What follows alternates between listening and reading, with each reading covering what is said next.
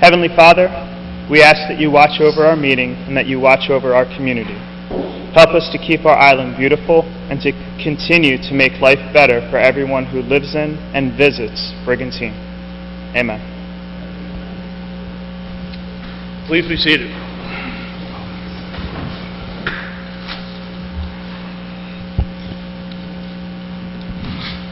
Andy, do you want me to read the... Please, This is to advise the meeting notices covering this meeting have been sent and posted as required under the Open Public Meetings Act. thank you, Lynn.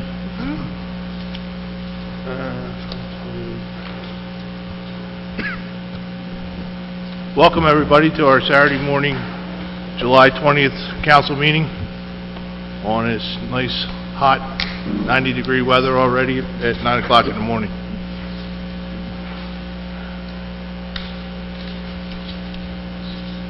First order of business, we're going to approve the 6/19/19 council minutes.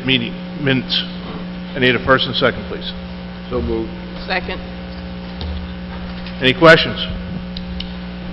Seeing none, can I have roll call, please? View, Yes. Lettieri, Yes. Haney, Yes. DeLucre, Yes. Reardon, Sarah, He's on a sandbar. Yes. Mayor Simpson, Yes. motion carried. Okay, we're going to open it up to the public. Anything that's on the agenda, you may speak about, and then later on, you can speak about anything else. We'll open up again to the public. So anything that's on the agenda you want to talk about, come up, use the microphone, state your name, address. I see none. I'm going to close the public portion and move right into where we have Roxanne. You know what, Andy, I don't see the bill list. I think we want to okay, yes, approve the bill list on here. I did skip that, Yeah. okay. I need first and second on approval of the payroll and operating expenses. So moved. Second. Any questions? Hearing none, can I have roll call, please? View, Yes. Lettieri, Yes. Haney, Yes. DeLucre, Yes. Sarah, Yes. Simpson, Yes. motion carried. Okay, we're going to go into public comment on, we already did that. Resolution 2019/128, capital budget amendment. Need a first and second? I'll make that motion. Second. Okay, Roxanne, you're on. Thank you for showing up on Saturday morning. Oh, no problem, Mayor. My pleasure. Yes, this capital budget amendment is a process because, as you will look down the agenda, we have introductions of two bond ordinances. In order to do that introduction, our capital budget document has to be in agreement to support the improvement authorization. So it's just a change. When we originally did the budget, we didn't have solid numbers, so it's necessary now to make this amendment. Any questions for Roxanne from council? Vince? Well, it might not just be for Roxanne, Okay. but a couple issues that have come up from the third ward, and Dennis and I have been working on this. As you look at these capital improvements, there's things in there for public grounds and recreation. So I guess one of the questions is it possible to make sure that some of that money goes towards new roofs at the bocce ball court? And it sounds like a small issue, but there's a lot of people who play, and the one court's covered, the other court's not covered. And it's something I think, even if we can't make a decision on that right now, it's something that councilors should think about for the future, because there are a lot of people who use that area, and it's very, very hard when it's hot, especially days like today, but even on normal days, to get out there. And the other question I had, too, is with the dog park. You know, one of the things we've kind of been kicking around for a while here is the dog park and the future of that dog park. I know that we've put in some French drain systems to try to help with the improvement there. We're also looking at, I spoke with the superintendent of public works, we're also looking at upgrading the drainage system to try to get some of the water out there, and there's some things that we need to start to make decisions on, because there's a lot of people who are frustrated over that. So I think as we do these capital improvements, it's something that has to be included in there. I don't know if you were waiting for a comment, ma'am. Yeah, I was just, I don't, like I said, it's something for council to start to consider and start to put out there, because we are doing some major investments in the city, and even though these seem like minor things, they're very important to the people who use them. Jim, why don't you have our city engineer get us quotes on it, then we can make an intelligent decision on it. I'll do that, Mayor, when he comes in Monday. It is going to require extensive work. I think, Deputy Mayor, you and I talked about it. The entire site would have to be basically leveled and regraded. That's a big part of the problem. It was Right. built, it was built on a tilt, on an angle, and it causes water to pile up in that one section. So we've tried to mitigate it with the drains and all that, but in order to fix it permanently, it's going to need a new site. So I'll talk to Matt on Monday. Perfect. Like I said, I just thought that this was a good opportunity, because we've done some short-term fixes, but we need to have some type of long-term fix to improve the area there. All right. Those are my only comments. Okay, thank you. Thank you, Vince. Anybody else? Hearing none, can I have roll call, please? View, Yes. Lettieri, Yes. Haney, Yes. DeLucre, Yes. Sarah, Yes. Mayor Simpson, Yes. motion carries. Okay, we've got ordinance number 12 of 2019, introductory capital bond ordinance for a municipality. Have a first and second, please. So moved. Second. Thank you. This is a 555,000? Okay. Roxanne, you want to go over this and see how you and Jimmy can talk about how debt is getting relieved, and then we're putting debt back on it really, and how it's going to affect our budget for next year? Sure. Well, as you all know, the city requires capital improvements. It's an ongoing process. What we have done is try to levelize our debt service, which is part of our municipal budget. That is accomplished by looking at what your debt requirements are already, what falls off, and what can be added on. So with this improvement authorization, there'll be no real debt requirements this year, because we have to go out for an issuance, which we plan on doing by the end of September. And that will be structured to be able to be integrated into the budget with very little impact on debt service. It is a delicate calculation and needs, it requires planning, and we've been planning this since the last issuance, which was 2 years ago. So all in all, we don't see this as really impacting taxes. It is a long-term bond ordinance, depending on the years of the items covered and what we decide to do when we go out for how many years we expect that bond to be paid over. So although it seems like it's a large amount, we have made sure that the budget will substantiate and not really be impacted substantially by the debt payments. But, Mainly, what is the money going to be used for? well, it's going to be used for a variety of things. We have road improvements, we have improvements to recreational facilities, city buildings.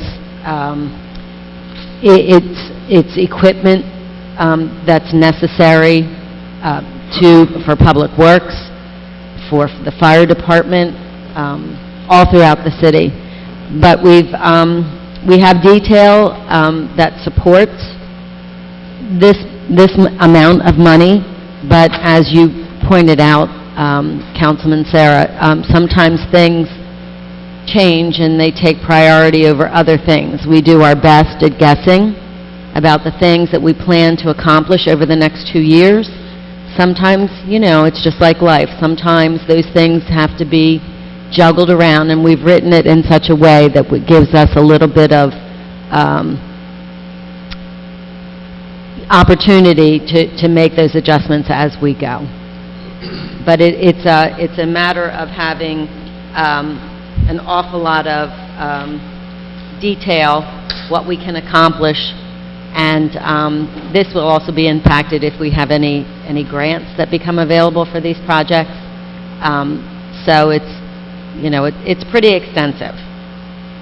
Will our outstanding credit rating that we have, that the city obtained, will that save us money on the bond itself? We believe so, and you'll see there are some other actions we're taking today Yes. that I've been wanting to do for since the last time we made a bond purchase. It just, last year, it got a little sidelined, but this year, I think that these are positive things that we can do that impact or could impact our credit rating in a positive way. So our rating is very good now, and I expect that interest rates, this could be the last big purchase at a reasonable interest rate, because I think they will probably be on the rise in the future.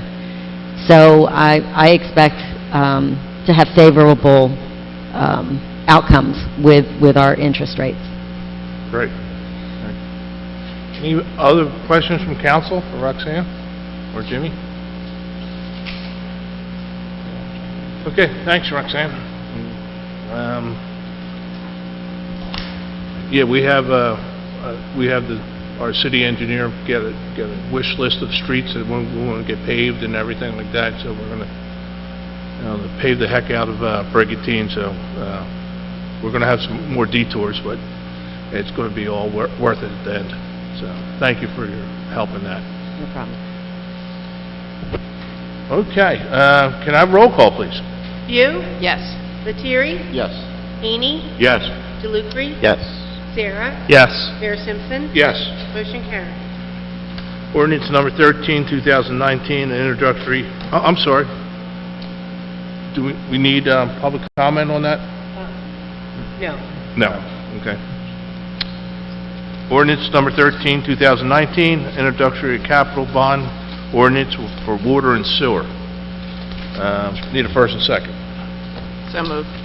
Second. Okay, Roxanne, basically the same questions, and,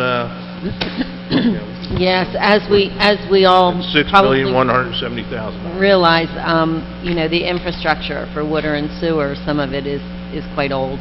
Right. So this is money being appropriated, the $6.170 million to improve the water and sewer infrastructure through the city, as well as to purchase some equipment that's necessary. Basically, the same question I would ask of you, what's this going to impact the taxpayers of Brigantine?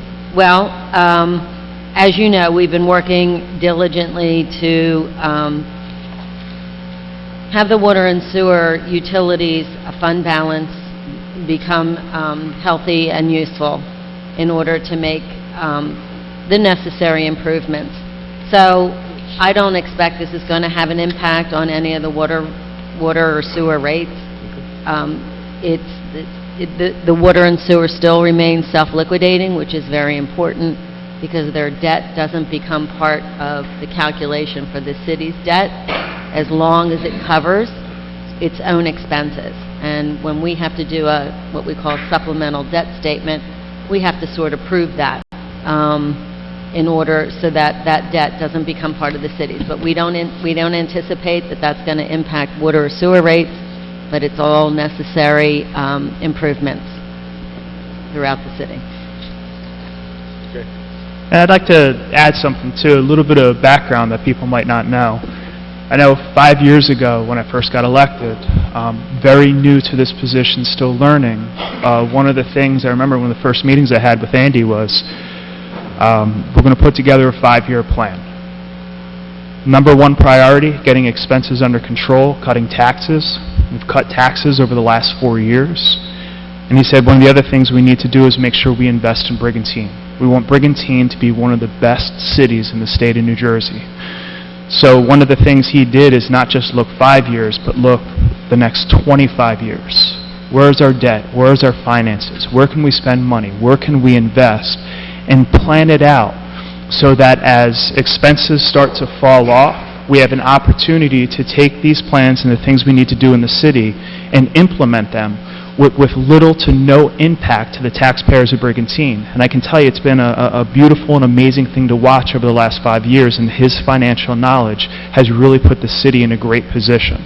So, Andy, I want to thank you, and I want to thank this council and our entire financial team for putting us in the position we are today. And I think it's important for people of the public who don't always get to see these things to know the background and the work that's gone into this. Thank you, Vince, but it is a team effort. Got a great team here, and certainly a great team up here in our public safety and public works. Can't say enough about them. Any other questions for Roxanne, or? I just think it's important that we be proactive in repairing sewers and the roads before we have to be reactive and spend extra money having companies come in and rectify a major problem. Just as a point of interest, Councilwoman, we have about 15,000 feet of sewer that we're going to be replacing, and almost as much in the way of the water infrastructure. So that's where a good chunk of this money is going to go, do exactly that. We've had numerous failures over the last couple of weeks that have cost us a substantial amount of money. We just passed one. We're going to pass an emergency payment because we've had to bring companies in because it's beyond our capabilities. So this will go a long way to help mitigate that. Good. Thank you. Yeah, we're going to be passing an emergency Yep. later on in the program here. And I still say I got the best CFO in the state of New Jersey.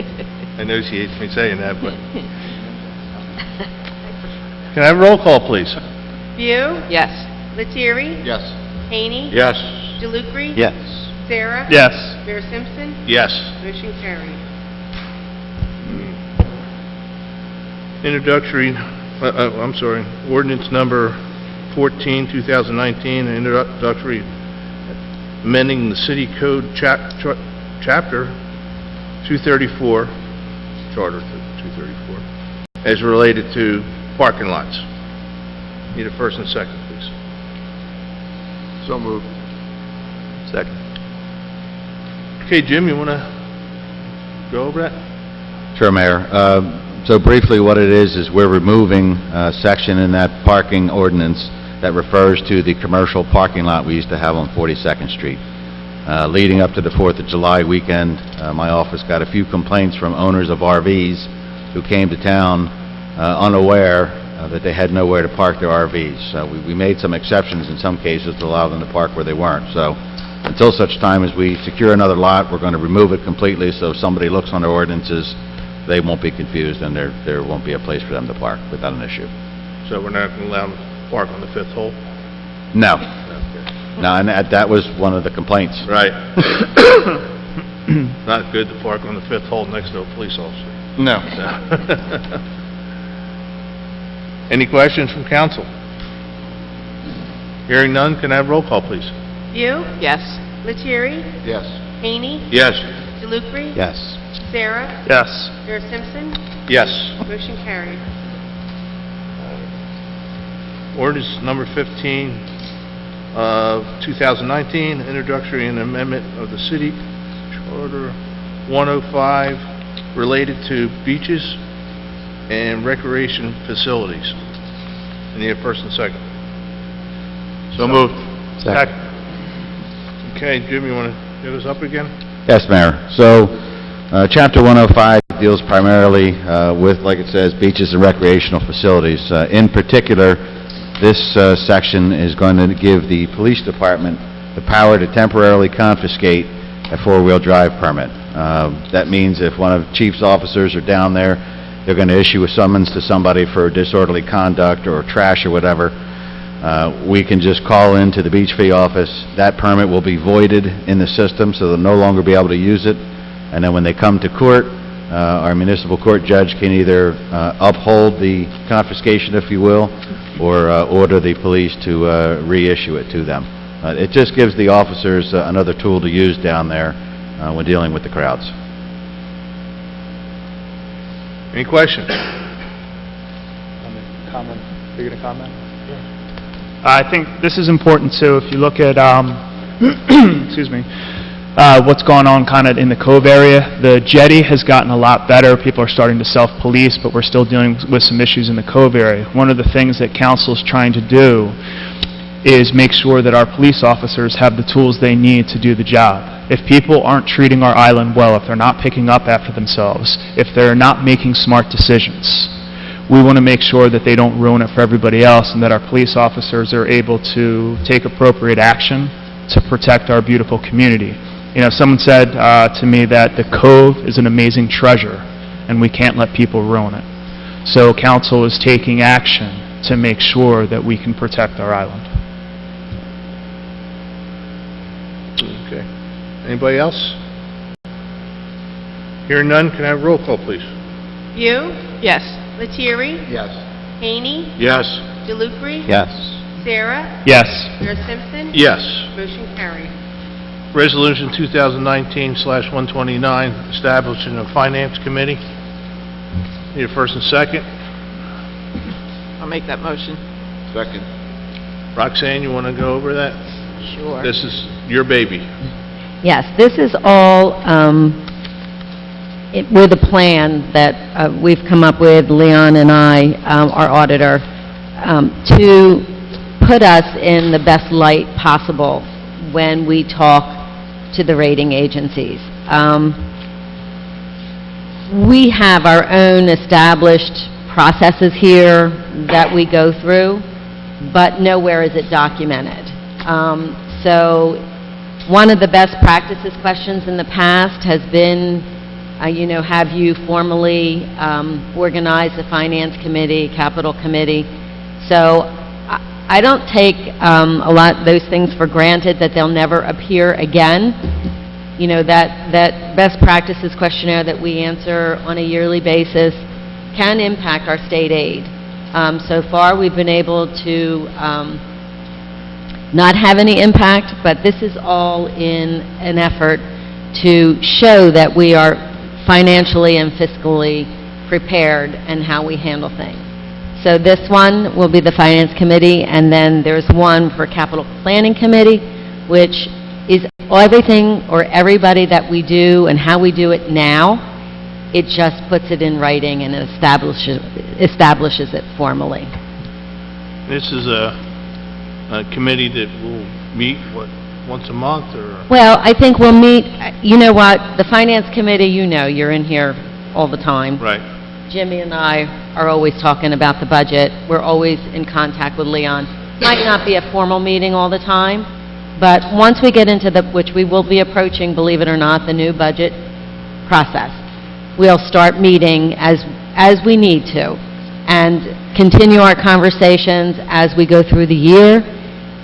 The Capital Planning Committee, I think my plans would be to be more proactively involved and maybe meet on a quarterly basis. What are our priorities? How are they coming? Do we need to change anything? Keep a pulse on that. We now have everything in place with the engineer this year. We have Public Works and everyone. So I think we just need to meet at least quarterly to make sure that we're on point with where we want to go with the city and all the capital projects. But the Finance Committee, we meet all the time, and maybe we'll meet formally quarterly also, so we can take minutes. But we know that happens more than once a month. Our corporate headquarters will be Cheney's and, what's this? Wherever you so desire, Mayor. That's great, Roxanne. Like you said, I'm in here a lot, and, we're always talking about finance. Everybody's always talking about the budget. Yeah. And we monitor it Tiger, wake up. all through the day.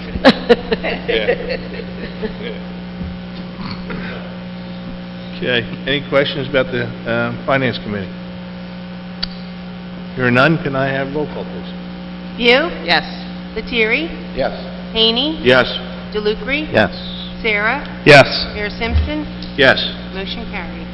Resolution 2019/130, establishing a capital plan committee. Can I have first and second, please? I'll make that motion. Second. Basically, it's the same thing, Roxanne? Yes, Mayor, this is exactly the same. Any questions? Hearing none, can I have roll call, please? View, Yes. Lettieri, Yes. Haney, Yes. DeLucre, Yes. Sarah, Yes. Mayor Simpson. Yes. Motion carries. Resolution 2019/132, emergency repairs. Like we said earlier, I think it's, We have one better. Number 14. Financial policies. oh, I'm sorry, I clicked it off too fast. Resolution 2019-131, adopting a financial policy and procedures. First and second, please. So moved. Second. As you see, I want to get out of here. Roxanne, you want to talk about the Sure. financial policies and procedures? As I indicated earlier, I've been wanting to do this probably for the last 2 years. Since our last conversation with the rating agencies in the end of 2017, they go through a series of questions, and you can sit there and you can answer them and say, oh, well, nothing's in, we have policies, but they're not in writing. This really just documents all the procedures and that we currently practice today that become memorialized in this document. It's a good thing to have so that should anything happen, people know exactly, pretty much have a guideline what to follow. But there's some established policies in here that are extremely important, such as a fund balance policy. They're all the things that the rating agencies look at. And they want to know that you have policies, they've been approved, and what we're hoping to do with this is to put the city in a better light when we come with our review. But again, I pretty much say that most of what's in this document is what we practice today. There's very little things that I would say that, it hasn't been going on for a long time. Like the fund balance policy is one of the newest things, and we developed this based on a 10-year history of what the city has used in the fund balance, what the fund balance has been, and what's been used in the budget. So we feel pretty confident that these parameters, although they are parameters, they're not so restrictive. And again, should things change, we can always go forward and make the adjustments that we need with this policy. But, yeah, all this is in an effort to make sure that we've documented how good we are in keeping track and paying attention to our finance policies, internal controls, to maintain the city's assets. When the changes are made to the policies, is that something that comes before council, or is that Oh, yes, something that's done? I think in here it says that we will bring it back to council. This is not something that we would just go ahead and change and... Okay. And then the last three ordinances dealing with the finances. I know the state audits our budget. Is this something that's going to help in that, audit process? Is that something, how we have the series of questions and things they look for improvements? I don't necessarily think that it'll help the state, because the state has their own process in which they evaluate. Okay. And if you remember, sometimes the state doesn't really approve or analyze our budget before it's approved. Right. We kind of self-monitor ourselves in that respect. But I think this just shows what the process is. Okay. On a high level, because there's so much that goes into that budget, and it's such a lengthy period. Yeah. But this just gives parameters of how we go about it and, how we accomplish that document. But the state, it really looks at things in terms of dollars and cents, and they they highly rely on the levy cap, Caps. and the caps are like number one. Okay. But they have their own internal process. But it does help, and it does at least, like I said, set parameters to start the budget process and what we take into consideration. Thank you. Roxanne, does that have a positive impact on our bond rating? We're hoping, we can't, it's hard to tell what comes out of the conversation that you have. We actually physically have a phone call with the rating agencies, and we have a discussion about where the city's been, where the city's going, the finances, what we anticipate. And the only thing I can say is that with everything that we've been doing, all of us collectively over these last 4 or 5 years, this is probably the last thing that I could think of that we could do to try to improve our rating, even though it's very good now. It doesn't hurt. So we can only remain positive. That conversation is very important, and it is it's very meaningful for them to sit down and to hear us discuss about how we feel about our city, what our plans are, how financially sound we think we are. But it doesn't hurt to have things documented so that it proves that council, again, has seen, approved, and, contributes to the whole financial process. Anybody else?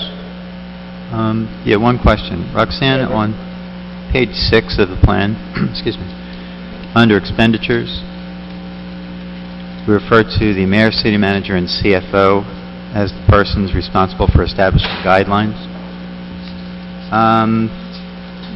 Instead of mayor, should that not be perhaps read something like the city manager and the CFO in consultation with the finance committee?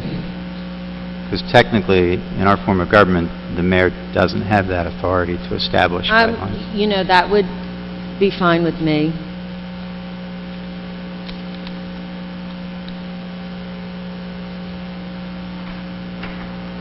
So we can, how do we make that change here?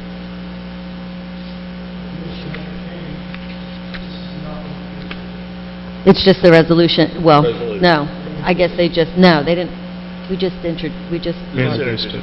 Yeah.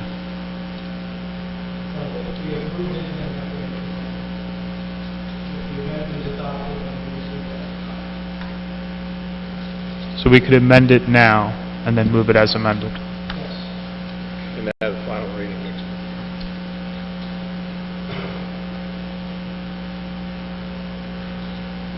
Okay. Anything else? So we're going to do the amendment first. Of course. Finance committee?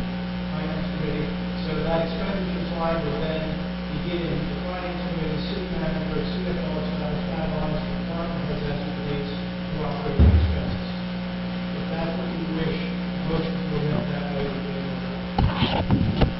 If I could follow up on that, I think you probably want to leave the power vested with the manager and the CFO and simply provide that the manager and the CFO shall establish guidelines in consultation with the finance committee.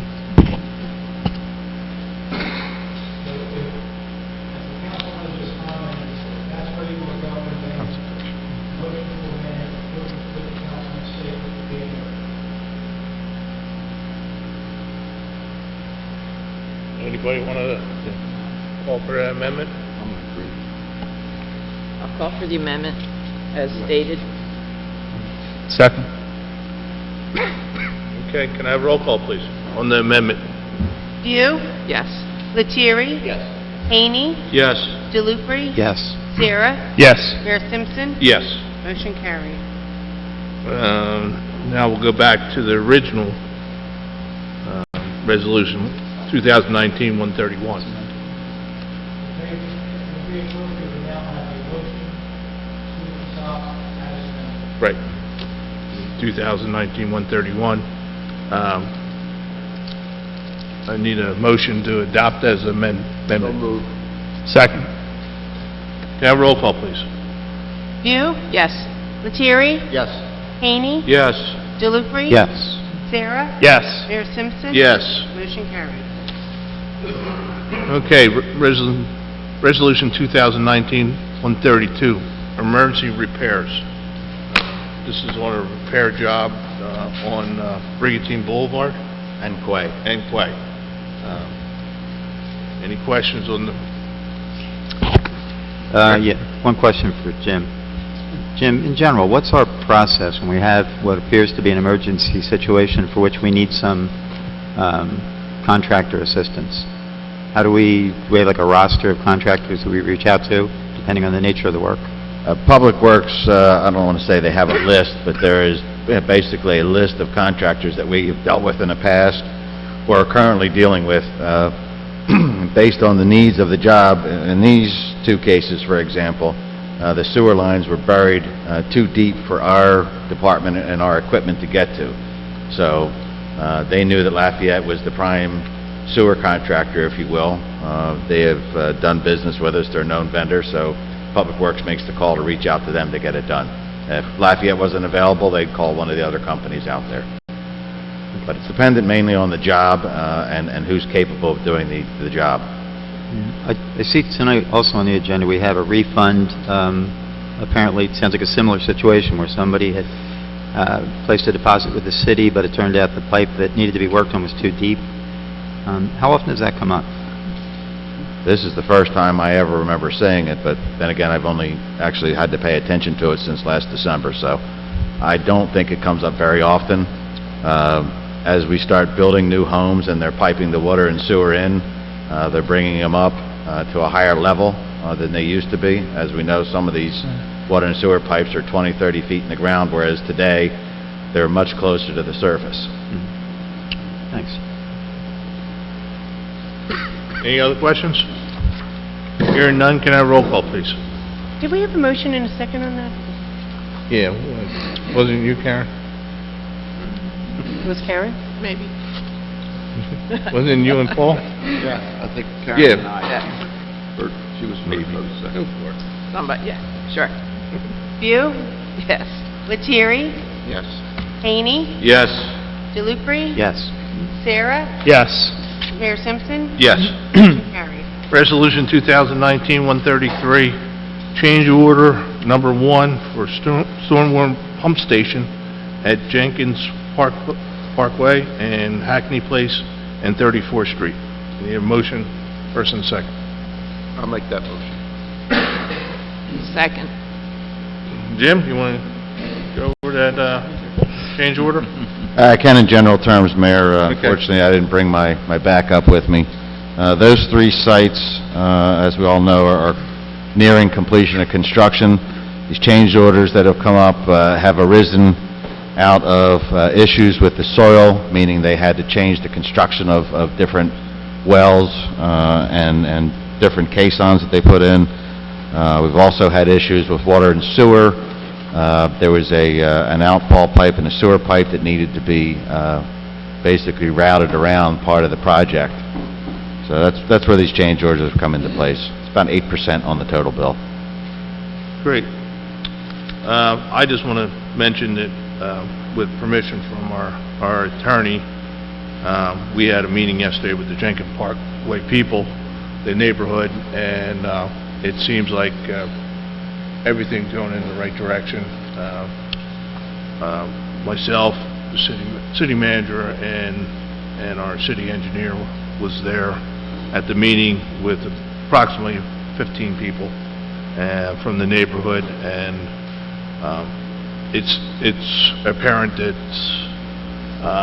the generator is going to stay right where it's at, and we're going to, landscape it and make it unnoticeable, hopefully, and to their satisfaction. So they were very positive and upbeat on the meeting, and it was Fred put that together, and I appreciate that. So we'll update with the war at the Jenkins Parkway. I have a question. Yes, sir. Is there anything we can do immediately to maybe clean up that area a little bit? Yes, we- Because the contractor's I- got his stuff Yeah. all over the place. Yeah. And originally, Con- there was a complaint months ago about a few pieces. Now there's- Contractors coming back on Monday, opening up the job again, correct? and we asked him to clean up the site. Thank you for that, Paul. Any other questions? Hearing none, can I have roll call, please? You? Yes. Lettieri? Yes. Haney? Yes. Jalupri? I just want to note that I had reached out to Jim when I saw this because, as Jim noted, it was an 8% change on a pretty substantial contract. I asked him for the backup, which he promptly provided, so thank you for that. And I'm also happy to see that we're maintaining good records to support backups for change orders of this type. So, yes. Sarah? Yes. Mayor Simpson? Yes. Motion carried. Resolution 2019-134, authorizing... What's that? I'm sorry. Go ahead. 134, authorizing agreement of electronic sales and distribution of beach tags. First and second, please. I'll make that motion. I'll second it. Okay, this is just, we're just changing the vendors No, Mayor. No, We're we're extending the contract extending. of Vipley. on Bimbo? Vipley. Vipley. Okay, Vipley. So, we're just extending their contract. Correct. This is the 1 year. Any questions from council? Hearing none, can I have roll call, please? You? Yes. Lettieri? Yes. Haney? Yes. Jalupri? Yes. Sarah? Yes. Mayor Simpson? Yes. Motion carried. Okay, 2019-135, resolution authorizing and awarding a bid of solution. I'm not going for it. sodium hypochlorite. There you go. Solution. So, you have a first and second, please. I'll make that motion. Second. Any question on it? Can I have roll call, please? You? Yes. Lettieri? Yes. Haney? Yes. Jalupri? Yes. Sarah? Yes. Mayor Simpson? Yes. Motion carried. Resolution 2019-136, awarding a contract with third-party billing services to collect fees for EMS services. I need a first and second. So moved. Second. Okay. I understand it's still going to be a soft billing. Tiger? Yeah, Mayor, this is to continue using DM Medical Billing, which we've used for years. We do soft billing, and we're happy with their service, and they get a 6.20% is their fee, and yeah, we have no issues with them whatsoever, so I encourage you to pass the resolution.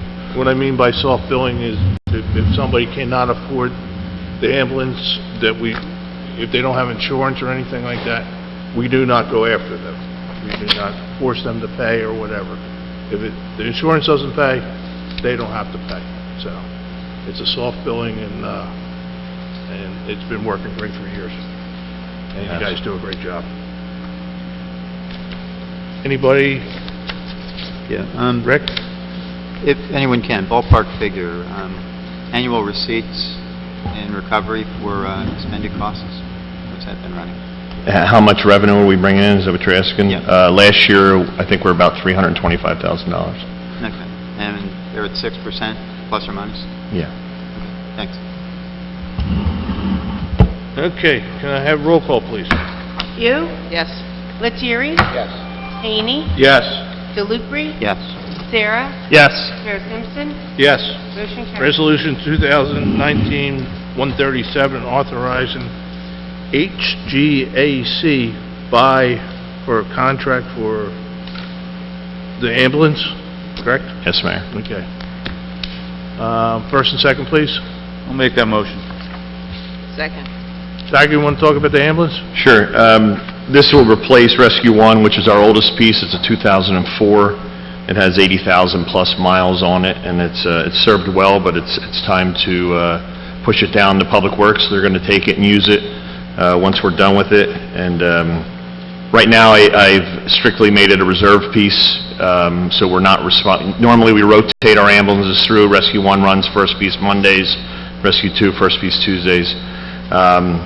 But we put it back as a reserve piece now because it's starting to have a little bit of issues that we don't want to We'll use it if we have to. It's still safe, but we don't want it to run as a primary piece right now. So, When do you think we'll get this ambulance?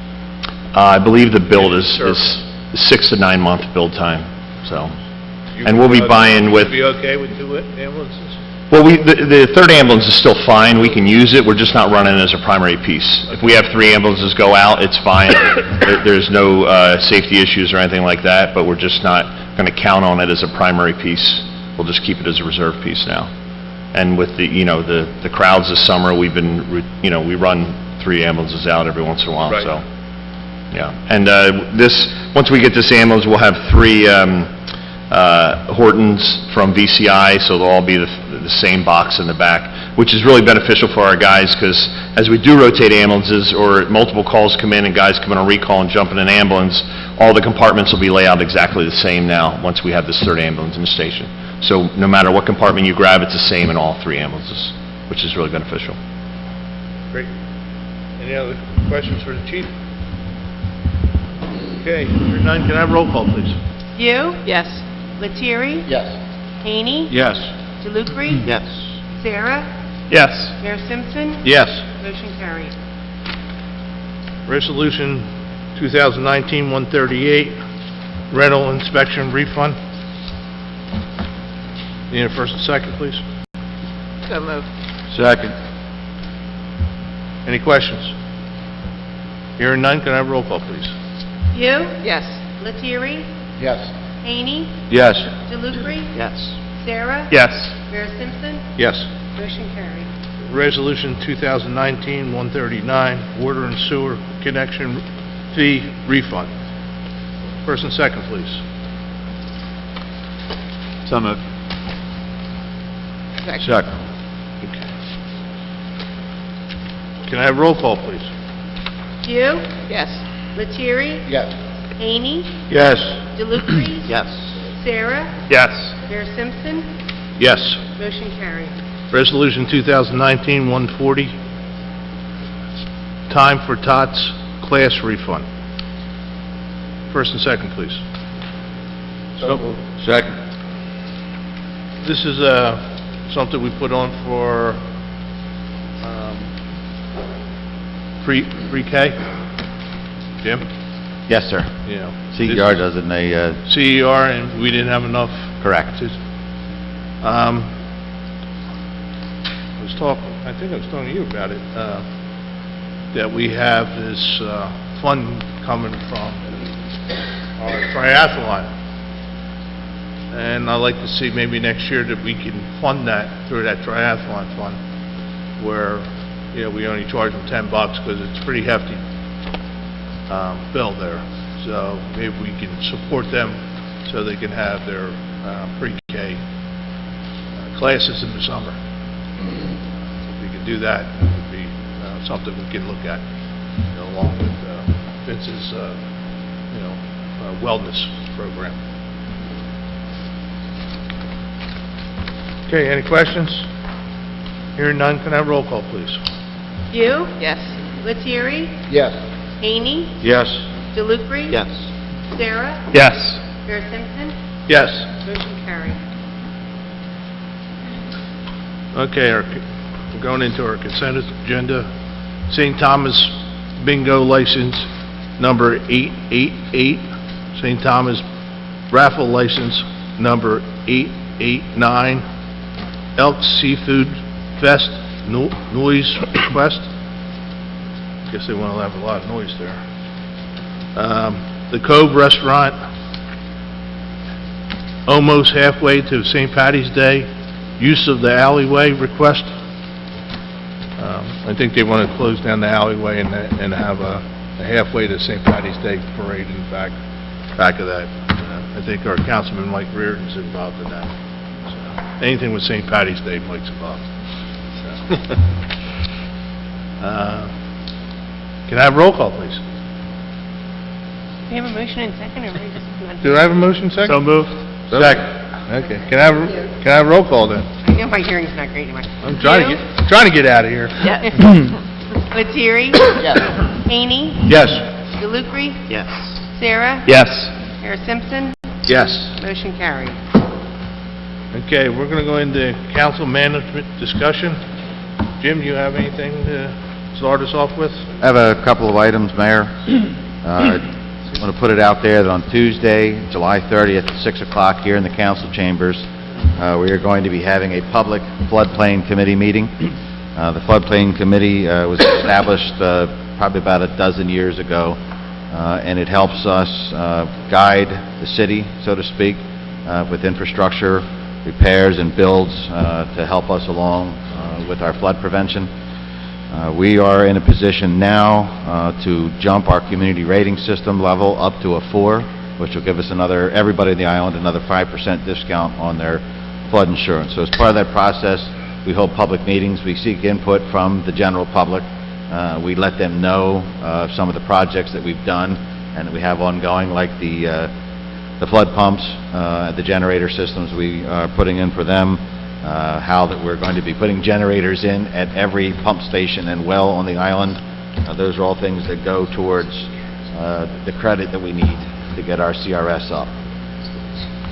So the public is welcome to that. Again, it's the 30th at 6 p.m. right here in the council chambers.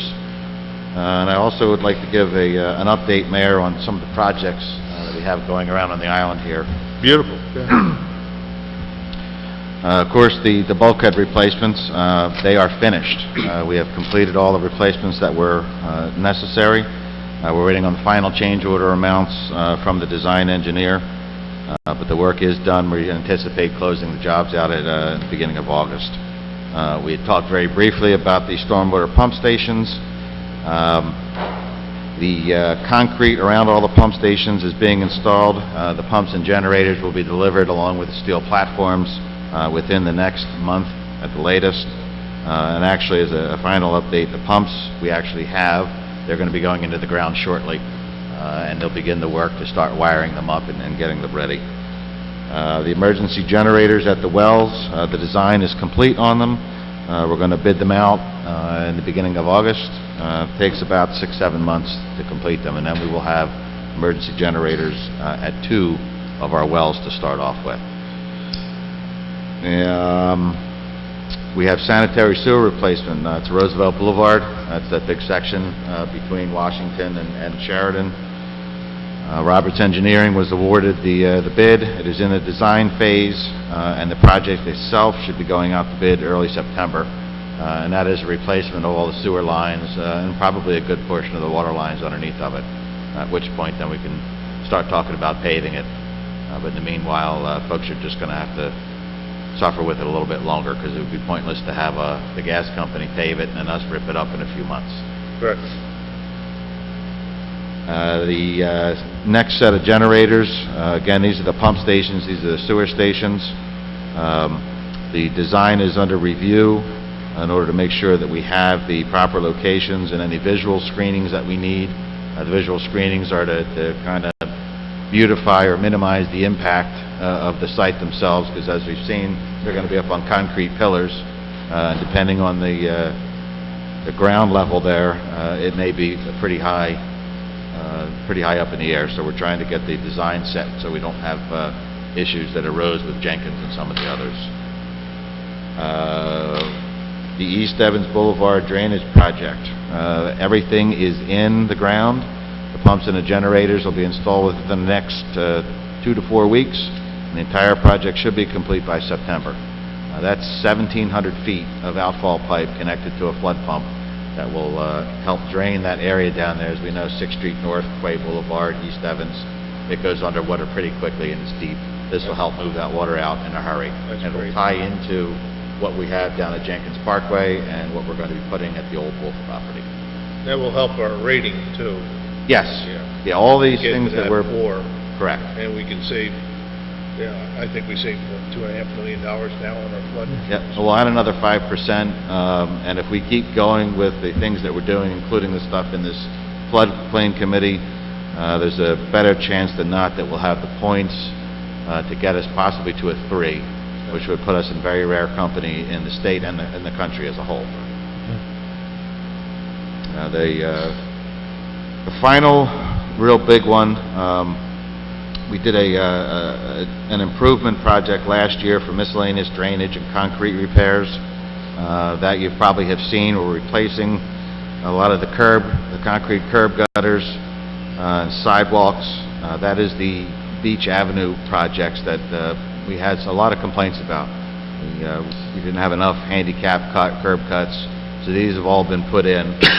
We actually do have money coming in to continue that and make it the entire length of West Beach Avenue will be completely ADA compliant on all the curb cuts. So we're looking at probably the middle of next month to finalize it and close the project out. We are still waiting for the DEP to give us some permits. That's the Ocean Drive West project, because that bumps up against the wooden bulkhead at the cove and the jetty area. The golf course ponds and drainage ditches, we're still waiting for those DEP permits. Same thing with the city dock and the bulkhead. We did have to do a change order for 14th Street up here. That was one of the ones we were going to replace because we actually have to legalize the existing stormwater outfall pipe that was in there. Apparently, when it was done many, many moons ago, the permitting process was remiss. Paving projects are all complete. Salt building down at Public Works Yard is pretty much complete. There are 3 minor issues. And when John Doring comes back in a couple of weeks, he and Matt are going to sit down with the contractor and nail it out. And next 2 to 3 weeks, we should have that done and complete.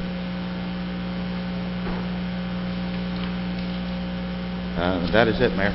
Thank you. Thank you. Any questions for our city manager? Yeah, actually one too. I know we've had a lot of focus on especially the first ward and second ward when it's come to flood mitigation. Yes. But also I know there's some issues down in the fourth ward, especially around Coquille Beach.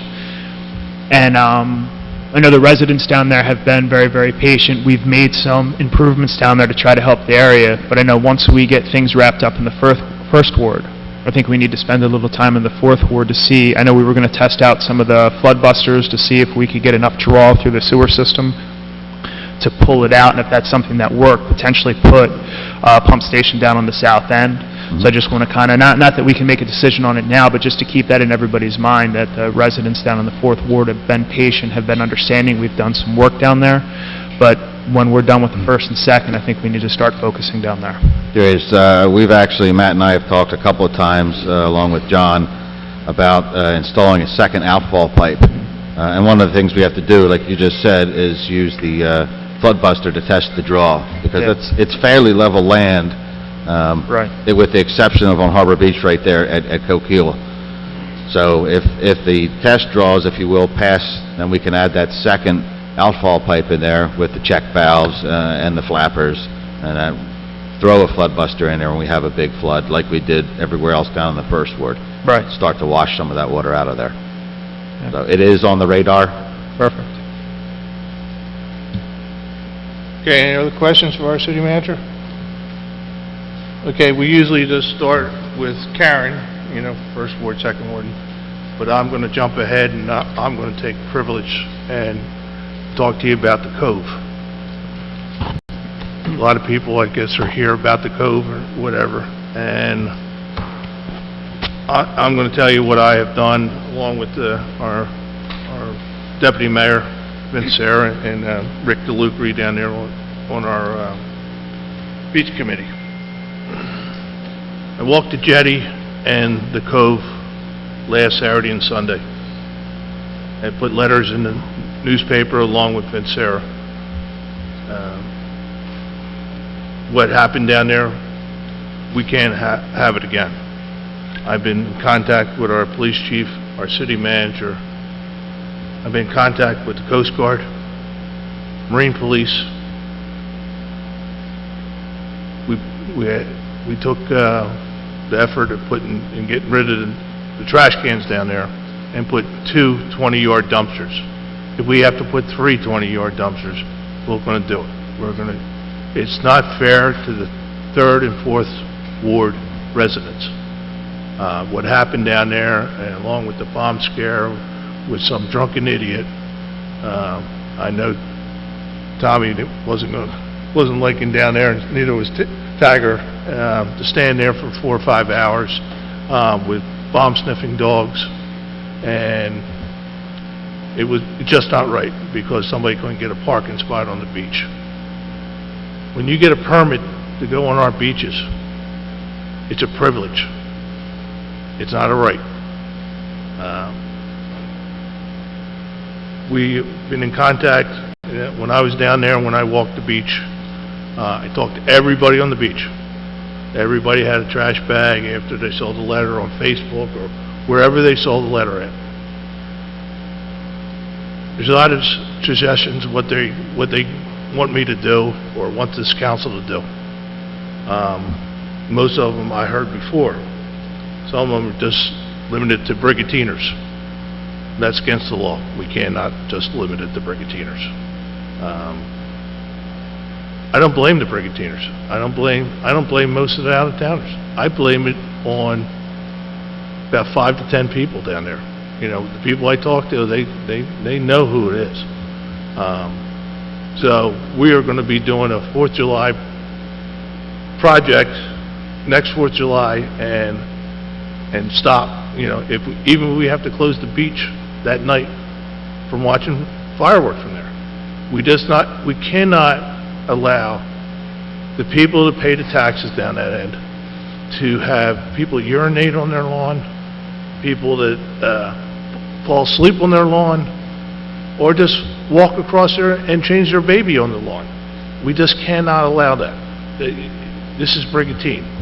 You know, you leave your trash on the other side of the bridge, not in Brigantine. So, you know, people say limit it to the amount of permits we sell. But we only allow so many people down there in the first place. So it doesn't matter if we limit it to 500 permits, there's still the 500 people who are going to be down there. Limited to 1,000, it's still going to be 500 people. Limited to 3,000, it doesn't matter. It's not a cash cow for the city of Brigantine. You're not allowed to make more than it costs you for lifeguards, police, and public works. So if it costs us $800,000 and we bring in $700,000, we're $100,000 short. But we don't bring more in than our cost. So we can't limit it to that. And quite frankly, we keep on talking about this over some drunken idiot that left a stinking note there. What happened down the north end is going to happen down the south end. And that'll be out of this council's control. We want to keep paradise paradise. And I'm trying my hardest.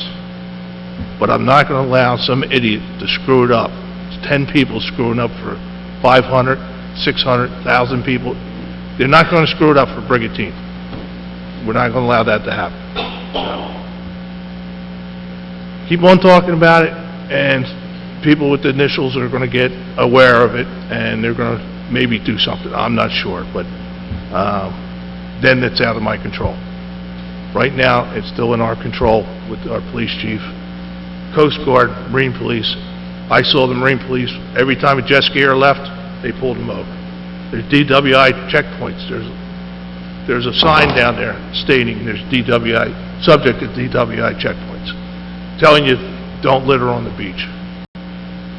If somebody comes down with a 30-pack on their shoulder and they're not intoxicated and it's open container, I want them a ticket. We gave 300 tickets out on 4th of July. Over 300 tickets. They had to come back in and get more books from the clerk. So, it wasn't the police fault. It was population. It was just too many people, and we're going to eliminate that next year.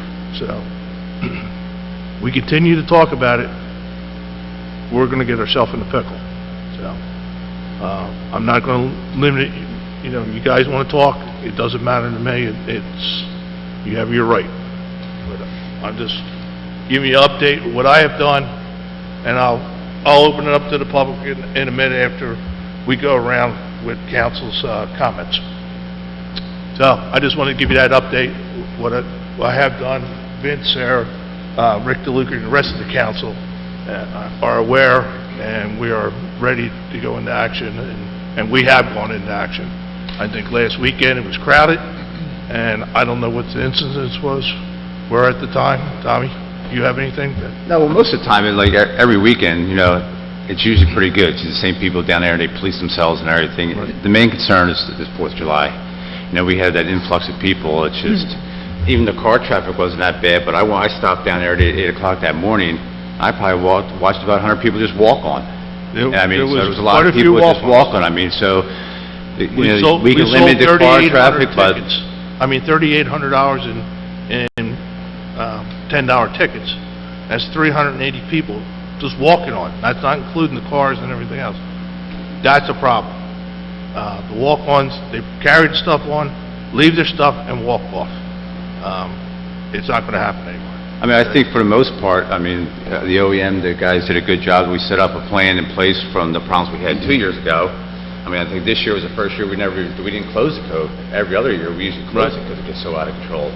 So, I mean, I think it's an ongoing process. You have to keep evolving on the plan and stuff and everything, but like I said, we had the duty shift down there. I had 7 guys working, all the specials down there, and I had 3/4 of my shift down there. I mean, we still have all the rest of the island to work. Right. I mean, it was part of the problem. 4th of July is just really busy here, so, I mean, it's like I said, it's a continuing plan. You know, we'll work on it, and we're getting, if we have to, sometimes we might have to just shut it down. You know what I mean? It's a shame, like you said, for a couple of people to ruin it, but I mean, it says for the most part, on Saturdays and Sundays, the same families down there. I mean, we've all been down there. We all go down there. And everybody police themselves and everything. Like you said, it's a free couple of knuckleheads from offshore to come down and just leave the place a mess. So like I said, we'll keep working on the plan and keep getting stricter and stricter. And like I said, if we have to, you know, we'll shut it down. And That's the last thing we want to do. We want everybody to enjoy themselves. It's a really perfect spot to watch the fireworks. I want you guys, everybody to have fun. I want them to enjoy our beaches, our biggest asset we have. Those are our beaches. And again, I'll be working along with Vince and Rick and the beach committee to come up with an action plan for next year, along with Tommy and our fire chief, Tiger. Like you said, I've been in touch with the Coast Guard also. They have things where they can put buoys out there and they can shut down the water where they won't allow any boats. Right. So that stops a lot of people from just, you know, coming in on their boats, bringing them plastic coolers and just leaving them on the beach. Correct. I mean, so if we can, it might be an issue next year, and just don't let any boat traffic on there. Eventually, it's going to be a safety problem with all those people swimming in the water with all those boats and stuff and everything. Absolutely. So we can stop a tragic accident from happening. Yeah, we don't allow people swimming on the surf beach, so why would we let Right, I mean, usually it stays good. I mean, the boats usually stay closer to the thoroughfare, then all the swimmers are on the other side and everything, but you never know. And I want everybody to enjoy themselves, but they're not going to become drunken idiots. Right.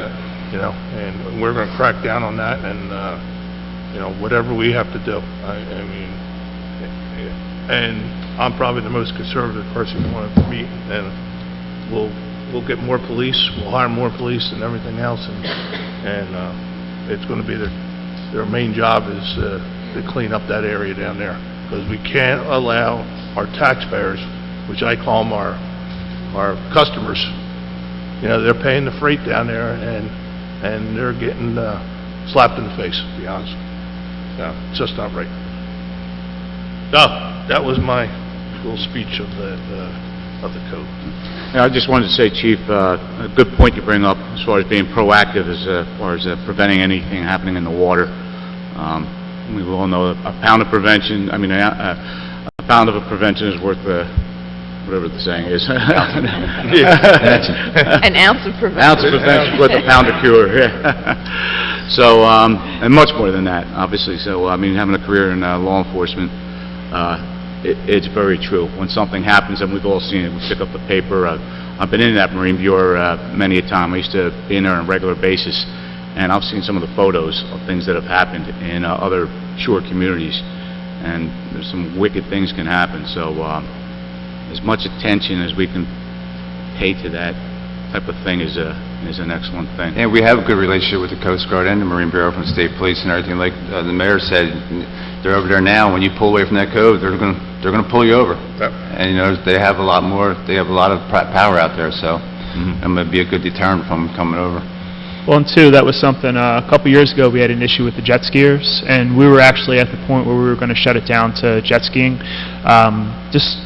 You know, it's tough when everybody's trying to share the same area. We got this Marine police involved.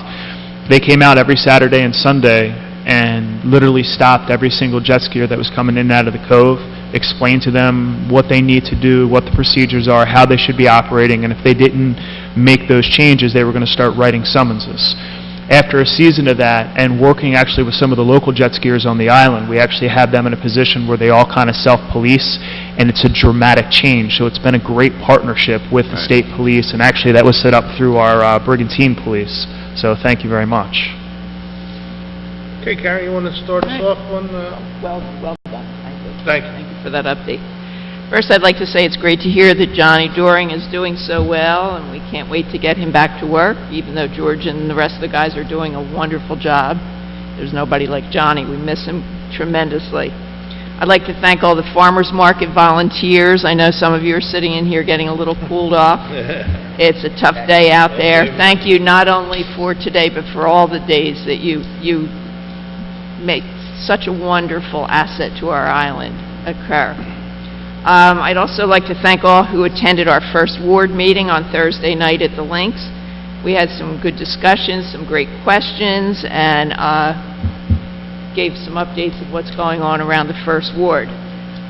Once again, I'd like to make the public aware that the City of Brigantine does not allow door-to-door solicitations, whether it be a meat salesman or a solar company or anybody. They are not allowed to come door to door to collect money or anything. And please, if you're working with any of these companies, make sure that you do your research before you sign on the dotted line.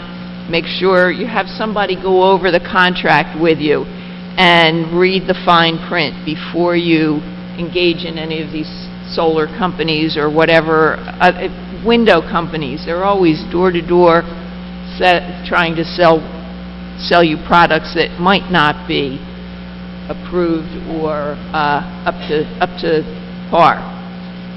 So I'm going to be talking with the Times and asking them to run an article, again, informing our public of the fact that you can't go door-to-door and to beware of these issues.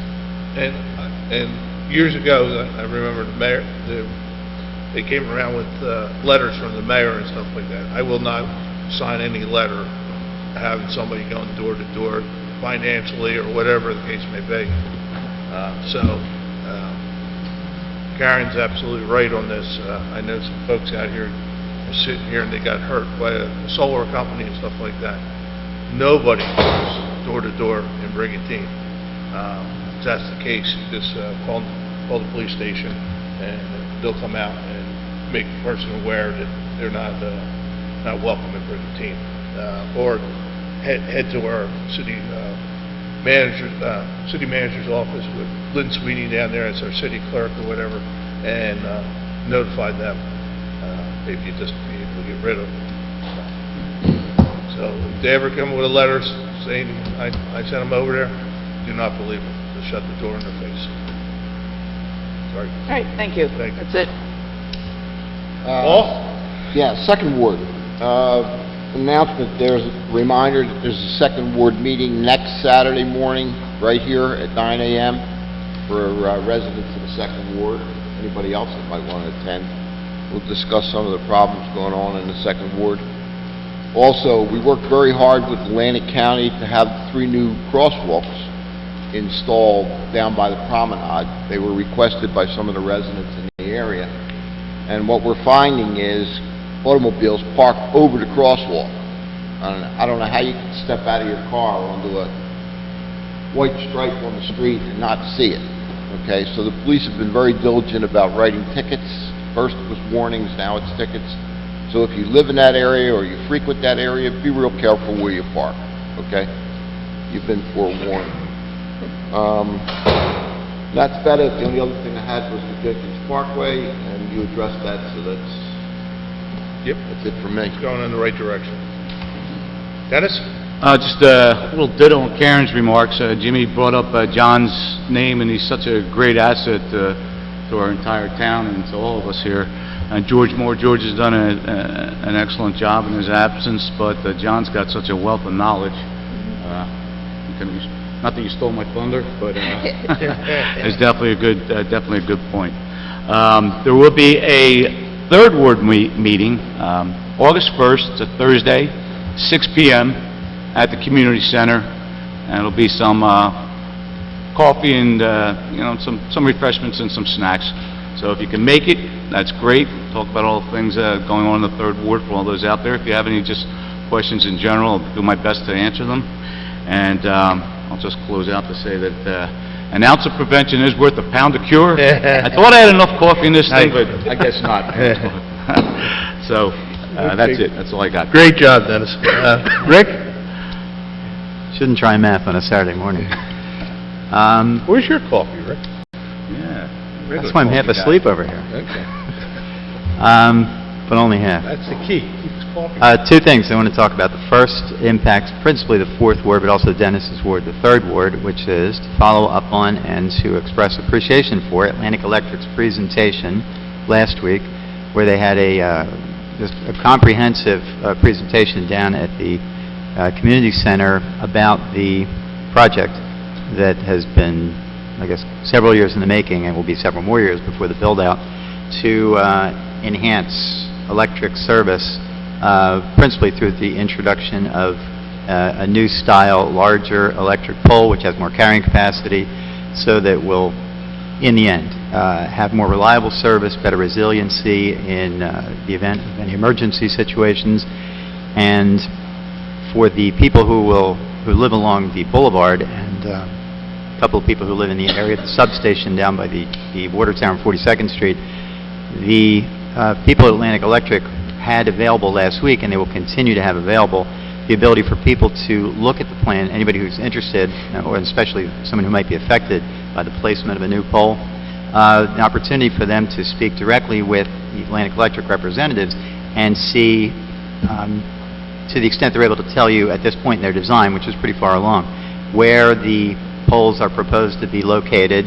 And the people at Atlantic Electric were telling me that they will, absolutely work with residents and owners however they can if there's any concern about the proposed placement of pole, like maybe it's too close to a driveway or some other concern.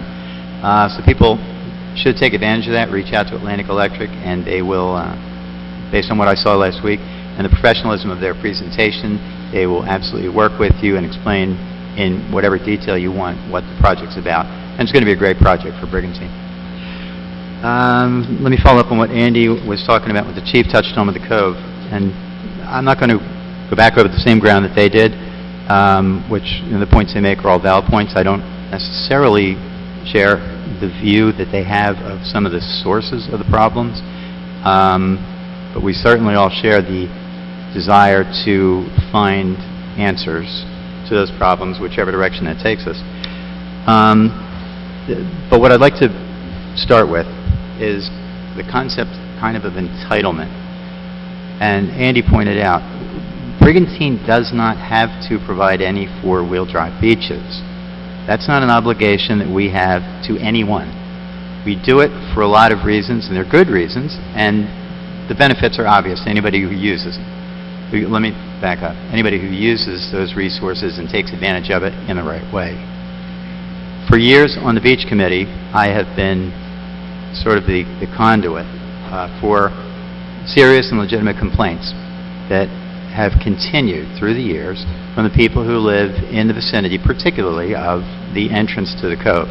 And it's not just the entrance to the Cove, it's all the streets, because it backs up from the Cove entrance onto Lagoon, onto Ocean Drive West, and extends down. On the busiest weekends, it even gets close to my house, which is pretty bad because I'm a half mile away. The people have had, through the years, problems which haven't changed in type, and it appears they have not abated, they've gotten worse. And I think Andy touched on it, and the chief maybe touched on it, and we all know, we've heard this through the years, and it's all true. You have people urinating on the lawn, you have people changing, all kinds of foul behaviors. You have, and this is the one that is of most concern to me and to the people who live there, you have obviously way too much alcohol consumption happening on that beach. And it's people with vehicles. It's bad enough if people are getting hammered down on 19th Street and walking home. It's a disaster in the making when they are drinking in the sun all day on the Cove and then firing their vehicle off the beach. And the people down there have seen it, and they've told the stories, and they're not making them up. about people racing their vehicles, about one time a kid falling out the back of a pickup truck. These are alcohol-related problems that, in my view, and in the view of the people who live there, are coming to a head. And these are recognized by the other people on council. I'm not saying this is something that people are ignoring. But I will say that in my perception, and in the perception of a lot of people who live down there, we're close to the tipping point on what's going to happen at the Cove. And I don't think it's a matter of the number of passes that you make available, whether you sell them or you offer them free. Because, again, the beach does have a finite carrying capacity. And either people are just not going to go there because there is, they don't like that experience because it's too crowded for their liking, or, as Chief points out, you're going to have cases where you may just have to close it down because there is too much physical demand on any given day. So I don't think that's the issue. I do think the issue is behavior. And on the beach committee and on council, the time I've been here, 8 years, we have talked about and we've all nodded our heads and said, well, yeah, people are acting out. We like to comfort ourselves by saying, well, it's a small group. Yes, relative to the number of people on the beach, it is a small group that are causing the problems. But they're still causing the problems, and we're not able to get to them so far in any effective way to stop those who are causing the problems. Well, why is that? Well, part of that has to, and I'm going to point the finger at the other I'm calling them legitimate users, the people who aren't causing problems. But we depend on you for self-policing. Self-policing doesn't just mean that you yourself take care of your behavior, that you don't act out, that if you bring anything to the beach, you take the trash off the beach. If you can't, and I'm not saying you should get into other people's faces when you see that others are not doing this, when people are drinking to excess, leaving their trash on the beach, starting fights, whatever other behaviors are unacceptable down there. I'm not saying get in their face, but people have got to let us, they've got to let the police, they've got to let the lifeguards, somebody know so that we can take effective action. Because you can't tell me that as crowded as it gets down there in the Cove, when you're right next to everybody else, when the guy next to you leaves and has left his trash behind, that was seen. That wasn't something that people didn't notice. But we don't want to say anything for whatever reasons. And again, that's not really a criticism, but it's a reality that things are happening on the beach. We can only have so many police officers, so many specials down there. We can only have so many people on call. You heard the chief say the amount of resources that we are devoting to Cove-related stuff, whether it's, physically taking the trash off, or a job we never should have to do, which is sending people down to the beach to clean up after other people, to the police officers that have to be down there and called down there and spend their time following up on the tickets that they have to write, to the cost of putting the dumpsters there and to empty the dumpsters. We're not making money off four-wheel drives. We're not making money off the Cove. I've heard how many times through the years people in social media and elsewhere going, they sure like the revenue from those four-wheel drive passes.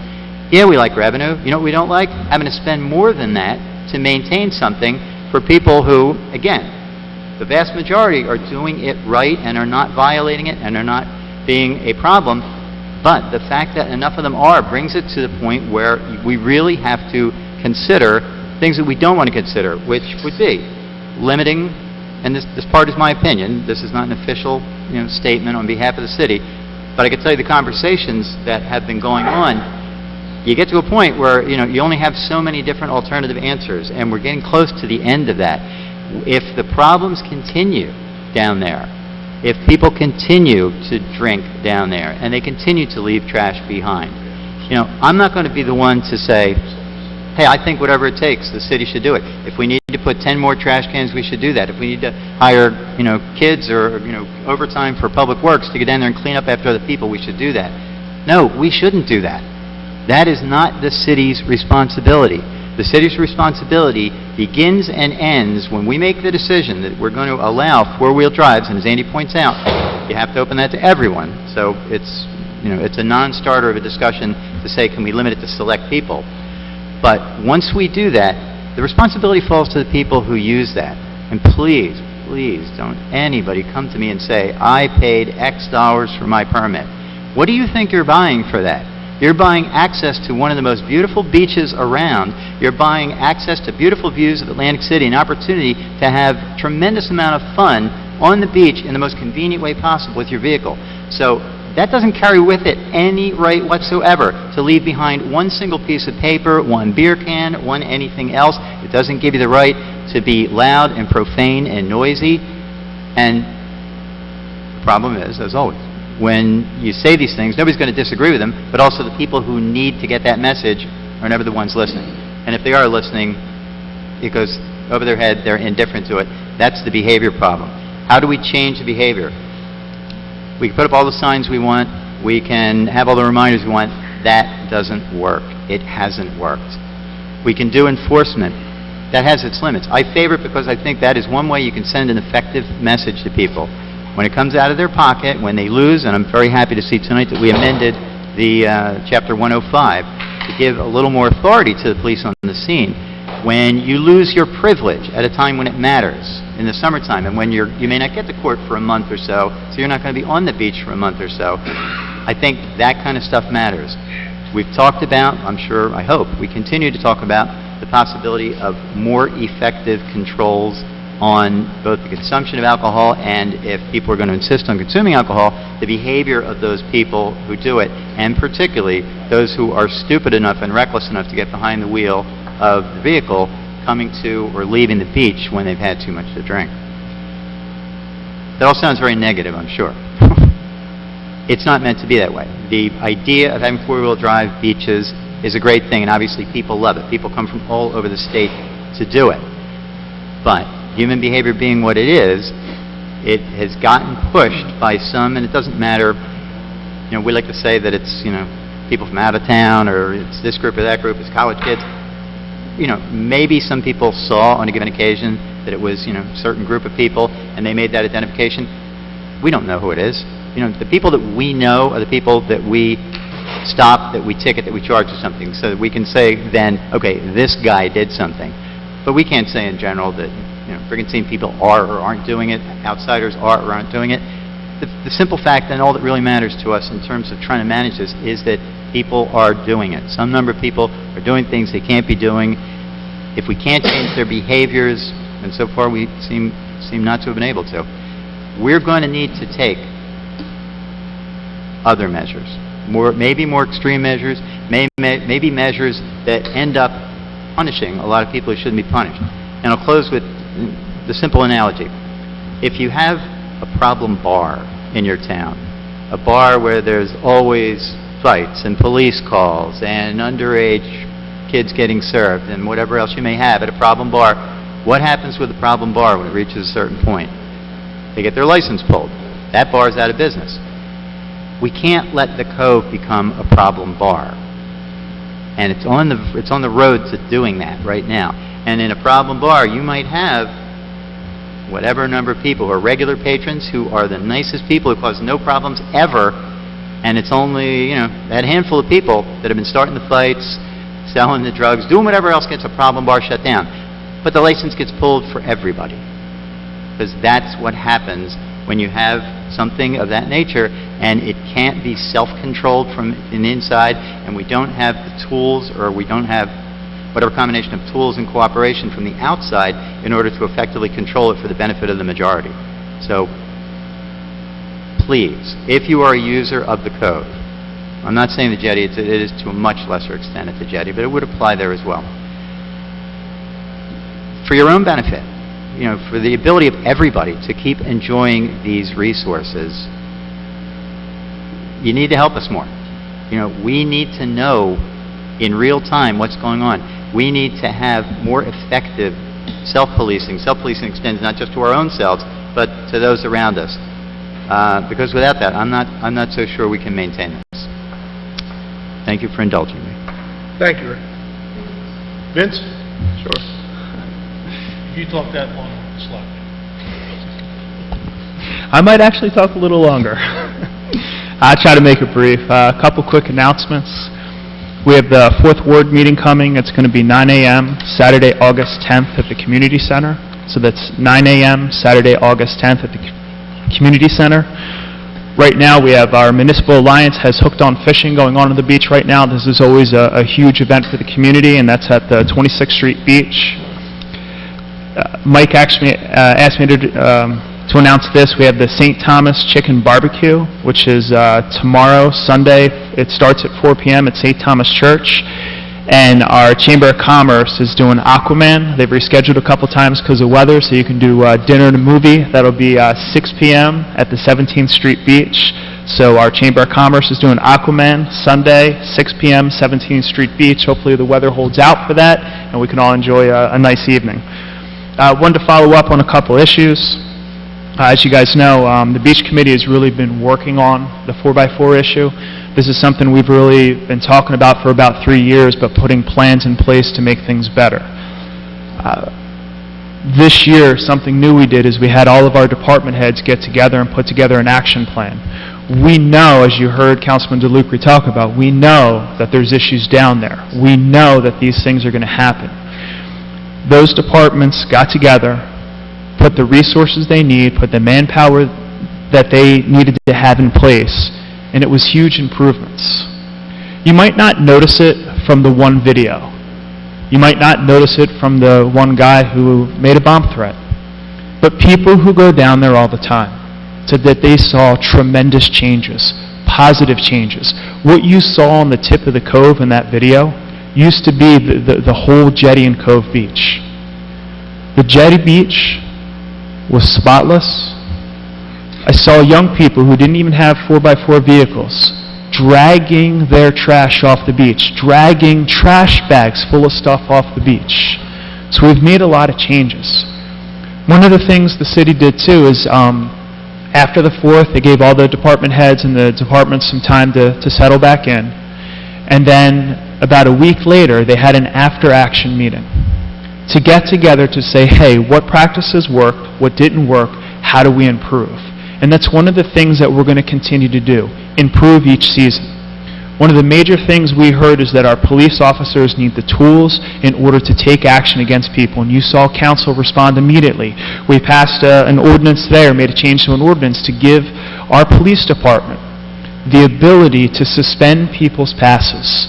That is huge. That is a real consequence. Nobody wants to have that happen in the summer. So, Councilman DeLucre made kind of the comment that you got to shut down the problem. Instead of punishing all of the good people who make good decisions, you need to focus on the handful of people that are making bad decisions. If they're down there, they're making poor decisions, kick them off. Let a judge decide whether or not they get to go back down. And that's the action we're taking. We increased trash. We increased the porta potty cleanups. When the trash cans weren't enough, the mayor's like, hey, put dumpsters down there. We're going to make it better. We're going to keep working. One of the other things I want to follow up on, too, shifting from the south end to the north end. One of the big concerns we've had in the community has been with the DEP and killing foxes. There's a petition going around right now that I believe has over 120,000 signatures demanding that the DEP stop using inhumane practices when it comes to doing what they call predator management. We probably battled back and forth with the DEP for about 2 years. At the beginning of that battle, the deputy director literally said to us, nothing short of an order from the governor will stop us. They are protected by federal law. Federal law gives them the ability to do predator management to protect piping plovers. We've actually gotten to a point where a number of residents have taken matters into their own hands. Those residents right now are facing tens of thousands of dollars worth of fines. And if things continue the way they continue, it's my understanding that they could eventually be facing jail time. That's something that we can't allow to happen. We can't continue to go down this path. So one of the things, and I want to thank Councilman Rick DeLucre, we have had no communications, little to no communications about the North End natural area for about 2 years. Rick DeLucre was able to reach through some of his partnerships to set up that meeting.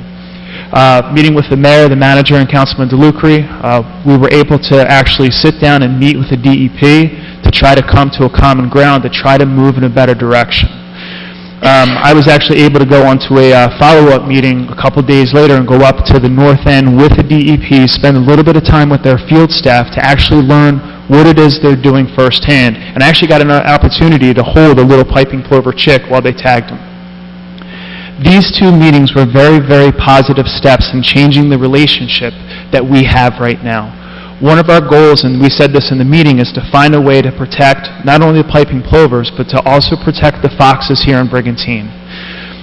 The DEP is very, very very, very receptive in working with us. They want to rebuild that relationship, and for us, we want to make sure that we have a seat at the table. Right now, there are decisions that are being made about our island, and because we've kind of not had that good relationship, we don't have a voice, we don't have a say. So when you look at what's going on the south end with the 4x4 area, we've actually had a battle with the DEP in order to be able to keep that. They wanted to shut that down. We're one of the only public beaches in the state of New Jersey that allows 4x4 access. We want to make sure that we can continue to do that. We're trying to work things out so we can talk, we can learn, we can partner, we can benefit. One of the things that we've kind of proposed out there is we have a safe area for plovers. We want to make sure we have a safe area for foxes here in Brigantine. It's not a perfect solution, but it's a starting point. So we know that there'll be an area here where foxes won't be hunted, they won't be trapped, they won't be killed. It's a good first step. So we wanted to put that out there. We want to make sure that we keep everybody updated as we move forward. Our first strategy of just digging in and fighting didn't work. So now we're going to take a new strategy. At the end of the day, we want to make sure that the things that this council does is for the betterment of all of Brigantine. That's all I got. Okay, thank you. Vince? I'm sorry. I want to add one last thing. I apologize. No, but this is an important fact, and what made me think of it, I see Captain Rick sitting here today, and it's a question that he had brought up to me that I thought was important to bring to everybody. In a lot of the questions and comments when it comes to the crowding at the 4x4 beaches, everybody likes to point the finger at whose fault it is, who we have to blame. One of the groups that actually get focused on a lot is the veterans and the active military. We do free 4x4 passes for veterans, free 4x4 passes for active military. And it's something that I know a lot of members on council really feel strongly in support of. To date, there's a little over, bless you, little over 1,300 passes that are given out for free to our veterans and our military. But not all 1,300 people go to the beach. That group can be broken down into thirds. About a third of the people who get that pass get it because it's free and never use it. A third of the people who get that pass are people who come here on vacation, use it for a day, use it for a weekend, use it for a week, and then never use it again. And then the last third are the people who come down and actively use it. The majority of that third of people are actually fishermen who are out there in the off-season who are fishing. We look at some of the statistics. We're able to pull the data as we scan the tags. And what I'm being told is around average for veterans on the beach is about 10%. So if you're talking 300 vehicles on the beach, you're looking at about 30 veterans. It was 13 on 4th of July. And on the 4th of July, the mayor just told me it was 13%. So I want people to think about that as people sit there and kind of point the finger at the veterans and get mad at the veterans and blame them for overcrowding. It's not the veterans. You know, it's something that I know, I'll speak for myself personally, I will always stand to make sure that veterans have access to our beaches. People who literally are willing to lay their lives down to protect the freedoms that we enjoy in this nation. You know, and if need be it, if there's a veteran who wants to come down and there's not enough room, I'll pack up and leave, they can have my spot. So I think it's important that people actually have the real facts when it comes to the veterans on our beaches. Thank you. Thank you, Vince. I got a quick couple housekeeping stuff. John Doring sent me a thank you and for council. He wants to thank council and the mayor for all their support, him going through some medical issues. So John says thank you. I got a thank you note. Big thank you card from Bonnie DeFeo. She was from Apsecan, and this is a positive thing where we supplied the council and city manager supplied the handicap mats in about 6 locations in Brigantine, and she's from Apsecan, and her husband has lung cancer, and she can't thank us enough for having a handicap ramp. Every place I go, people are thanking me. Yeah. Gentleman just called me before we started the meeting. He's handicapped. He can't thank us enough for the handicap mats, and in 2020, he wants to donate one of the handicap wheelchairs, like the Elks did a couple weeks ago. So I'm going to reach back out to him after our meeting and get that taken care of. Do we do bike racks? Do we supply bike racks? Can we supply them? Yeah. We can. Okay, like 3rd Street South was a request for a bike rack. I think I was down in Cape May last night, and there's bikes all over. There's got to be 100,000 bikes down there. It's Where, unbelievable. at the street end? At the street ends and everything else, it's, Okay. you know, it's something that we should look into, having more of that. August 3rd and 4th, we're going to have our first food truck festival. I just got an email from the organizer. He got the what's that band called? Mott Street Pickers. There you go. It's a great band. Yeah, he has that scheduled for the 4th. They'll be down there, and there'll be 15 trucks right on the beach. So it's going to be a nice time. You know, our biggest asset is our beach. So it should be a great time down there, and see how that works out. And that's all I got. I'm going to open it up to the public, because you guys have been sitting here, and you know, and yes, sir. Morning. Thank you, Roxanne. I see you running away now, huh? Morning, Mayor Simpson, City Council. I need your name and address. My name is Jesse Johnson. I live on 35 Hill Road on the north side of the school. Yep. I'm here hopefully presenting a petition for speed zone inside the school zones. Essentially, over the last couple of months, more and more traffic comes to the island, more and more traffic speeds down our street. So if you're familiar with our street, it's right on the north end of the school. There have been a few occasions where I've actually had interaction with the people speeding. One guy, I was turning into my driveway, went in between myself and my house to go around me. Another was a business. I contacted the business and the owner and asked them to slow down when they're going down our street. So I walked them down our street yesterday, and I got 18 signatures from residents that were home, asking for, essentially what we're asking for is a flashing speed limit sign within the school zone. Essentially, it would say posted speed limit. If you're exceeding the speed limit, it would flash saying you're going this fast. There are no posted speed limits on our street currently, and there's only 2 stop signs, one at the west side and one at the east side. I could get more signatures if I had a little more time. I just found out about the council meeting a couple days ago. Okay. But I'd like to bring it up in attention because there have been some people, I didn't have a radar gun, but they were definitely going faster than 25. I would say faster than 40 miles an hour down our street. I have 2 little kids. I only brought one. But considering that's in the school zone and they ride their bike to school throughout the school year and through the time frame in the summertime when they go to Camp Brigantine, they often leave our house, ride their bikes the short block just to go to the school. If there's any other action I need to do... I would just ask our city manager to look in on that and see if it's whatever the legal aspect of it with our chief. As of right now...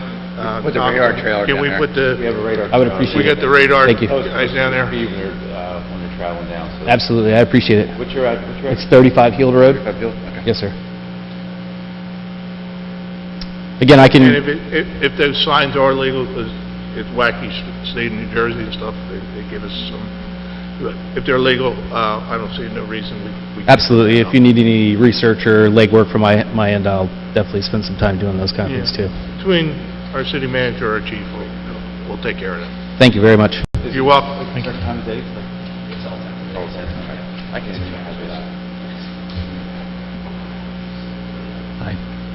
Bob Gargiulo, 47 Hill Road. I live right 4 houses down from Jess, been here about 20 years. Okay. We have seen an increase in speed, landscaping trucks, even, to be honest with you, FedEx and UPS go flying down our street. And my boys are all grown and gone, but Jesse, and there's a few more younger kids, so if there's something we can do on that road, it seems like once you make that turn, whether you're coming from East Severance or the other end, it's just pedal to the metal down that street and no regard for, and pets. I got 2 dogs, and they don't get out, but Right. so we hope for that. The other part, I want to thank council again, just want to give you a real quick update about the veterans funds. Thanks to your resolution, it was adopted by Summers Point and some other municipalities. We thought we were in. We worked hard all last winter and all spring. I had a $1 million line item was introduced by Senator Brown, and Mazzeo a $750,000 line item. Unfortunately, the Democratic majority would not put it into the budget. In light of that, there is a bill right now that's sitting in the Veterans Committee, I don't have the bill number, but I have it at home, that will restore $750 back to the Veteran Memorial Fund. If it's passed in legislation, well, I can say it'll never go away, it could, but at least it's in legislation. It's not something that would have to be budgeted every year. They're on vacation right now pretty much, so hopefully in the fall we'll ramp it up again. And I just wanted to thank council for their support for the Memorial Home. We did have more vans this time around when they came up for their dinner, but one was donated, one of the buses, the fee for the bus. So we're working hard to get this thing resolved, and I want to thank you again for everything. Like I told the veteran chairman on your Elks Committee, if you guys need a bus, get those people here. You tell me, I'll make it happen. Okay, appreciate that. The Veterans Affairs Committee, Senator Andrzejak, I'm pretty close friends with him, and I know he's leading the charge. He is a disabled vet. Yeah. So there is bipartisan support on that committee for us. Okay. But thank you for the offer, and I'll let you know. If you need anything, just reach out. Okay, thank you. Okay. Appreciate it. Thank you. Thanks. Frank? Frank Ciosa, 33 Hill Road. Of course, I'm here to stand by my neighbors there. We have, I've been in the house for about 50 years, and we have children, new children coming into the neighborhood right across the street. 2-year-old down the street. We have 4 children, 2 twins. So the street is getting really jammed with children, which is great.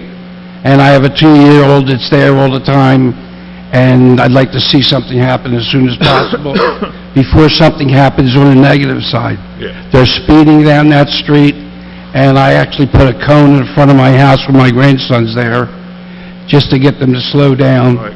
So I know you'll do something, and thank Yeah. you. The chief will be out there with it. He get his guys out Okay. there and take care of that problem. Captain?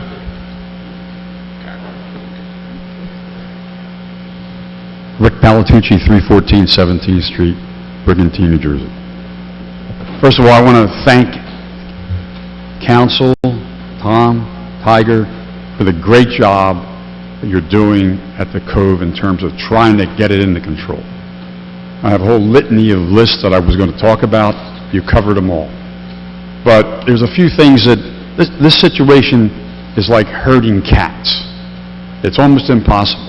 You can try to do your job, the police can try to do their job, and at the end of the day, it's like this overcrowded situation at the Cove. I'll give you an example. I have a 4-wheel drive vehicle. Been on the island since 1992. Yeah, I'm not old. And the bottom line was, I've never gotten stuck on the beach. I bought a new Jeep, went down to that beach, nobody was there, it was during the week, early in the morning. I got stuck. Because what's happening, these vehicles have 12-inch wide tires, and there's so many people down there with permits, they churn up the sand. So when you go there, the chances of you getting stuck are much higher. If you go to the north end, you don't have the problem. But at the Cove, it's like this powder that is so ripped up, it's really becoming a safety issue. So I don't have the solution, you don't have the solution, but I think at the end of the day, my suggestion is that you seriously consider possibly reducing 4x4 permits by 40%.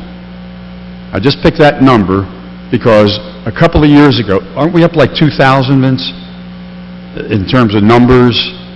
Rick, it's still the same 450 people there. I remember seeing You it, can't get more than 450 people down there. So even if we bring it down to 1,000, it's still going to have 450 yeah. people down there. I don't know how you can reduce it, but maybe you just reduce the number that's existing to be allowed to go on that beach. So we got to make sure we have enough revenue to come in and pay for the police Right. officers, lifeguards. I understand the problem. Speed I'm not, control, yeah. everything there. I'm trying to underestimate the situation. But I think we have to just consider somehow, some way, reducing the number of people on that beach. Because as you reduce the number, you have better control. The police don't have to go crazy. And maybe you just charge more for a permit if you're reducing the number. I'm just making that a suggestion. If I could, if Anyway. you don't mind, Captain Rick, just to put it in perspective, the city does, between all the permits we sell and we give out, it's about, I think it's right around 6,000. But if you look on a Saturday or Sunday at the numbers at the Cove and the Jetty, you're talking between 300 and 350 vehicles at each beach. So to cut it down, you'd really have to limit it to about 500 permits per year total sale. And then you get into issues too, is you can't limit it to Brigantine residents only. It's anybody in the state of New Jersey. So when you start to think about that number, what if the people in Brigantine aren't able to get permits? So that's, I just want to put it in perspective of the numbers, like you're really only looking at 300 to 350 vehicles at each beach that come all day Saturday and about half the day on Sunday.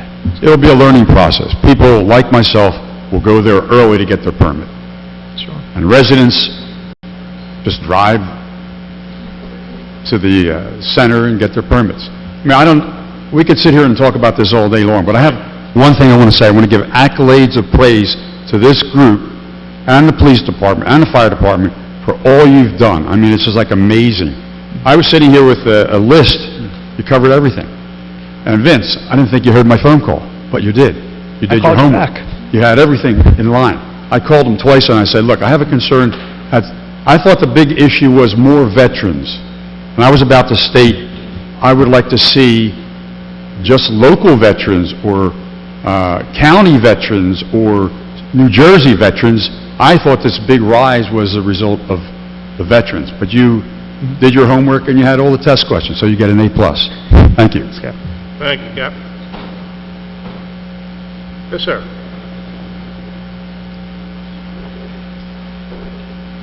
Bob Costello, 108 Hudson. The mats that went on the beach, I think, was a great professional effort. I went to the 35th Street beach. You couldn't find anything better done. The entrance was groomed. The mat was taken all the way up to the end, almost to the water. They had two cuts on the sides. They even had for people driving the lifeguard vehicles on it. It was really professionally done. I live down in the South End. We've lived here 50 years. We've spent millions of dollars. But the South End, with the Cove issue, has become a detraction, and from listening, it's not a revenue generator. We need to focus more on revenue generator ideas to the town. Obviously, the supermarket shopping center is not to the standards we need on this island.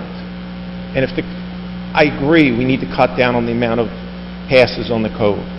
The alcohol use on the island is beyond. You can't be drinking there all day and not have a DUI checkpoint coming out.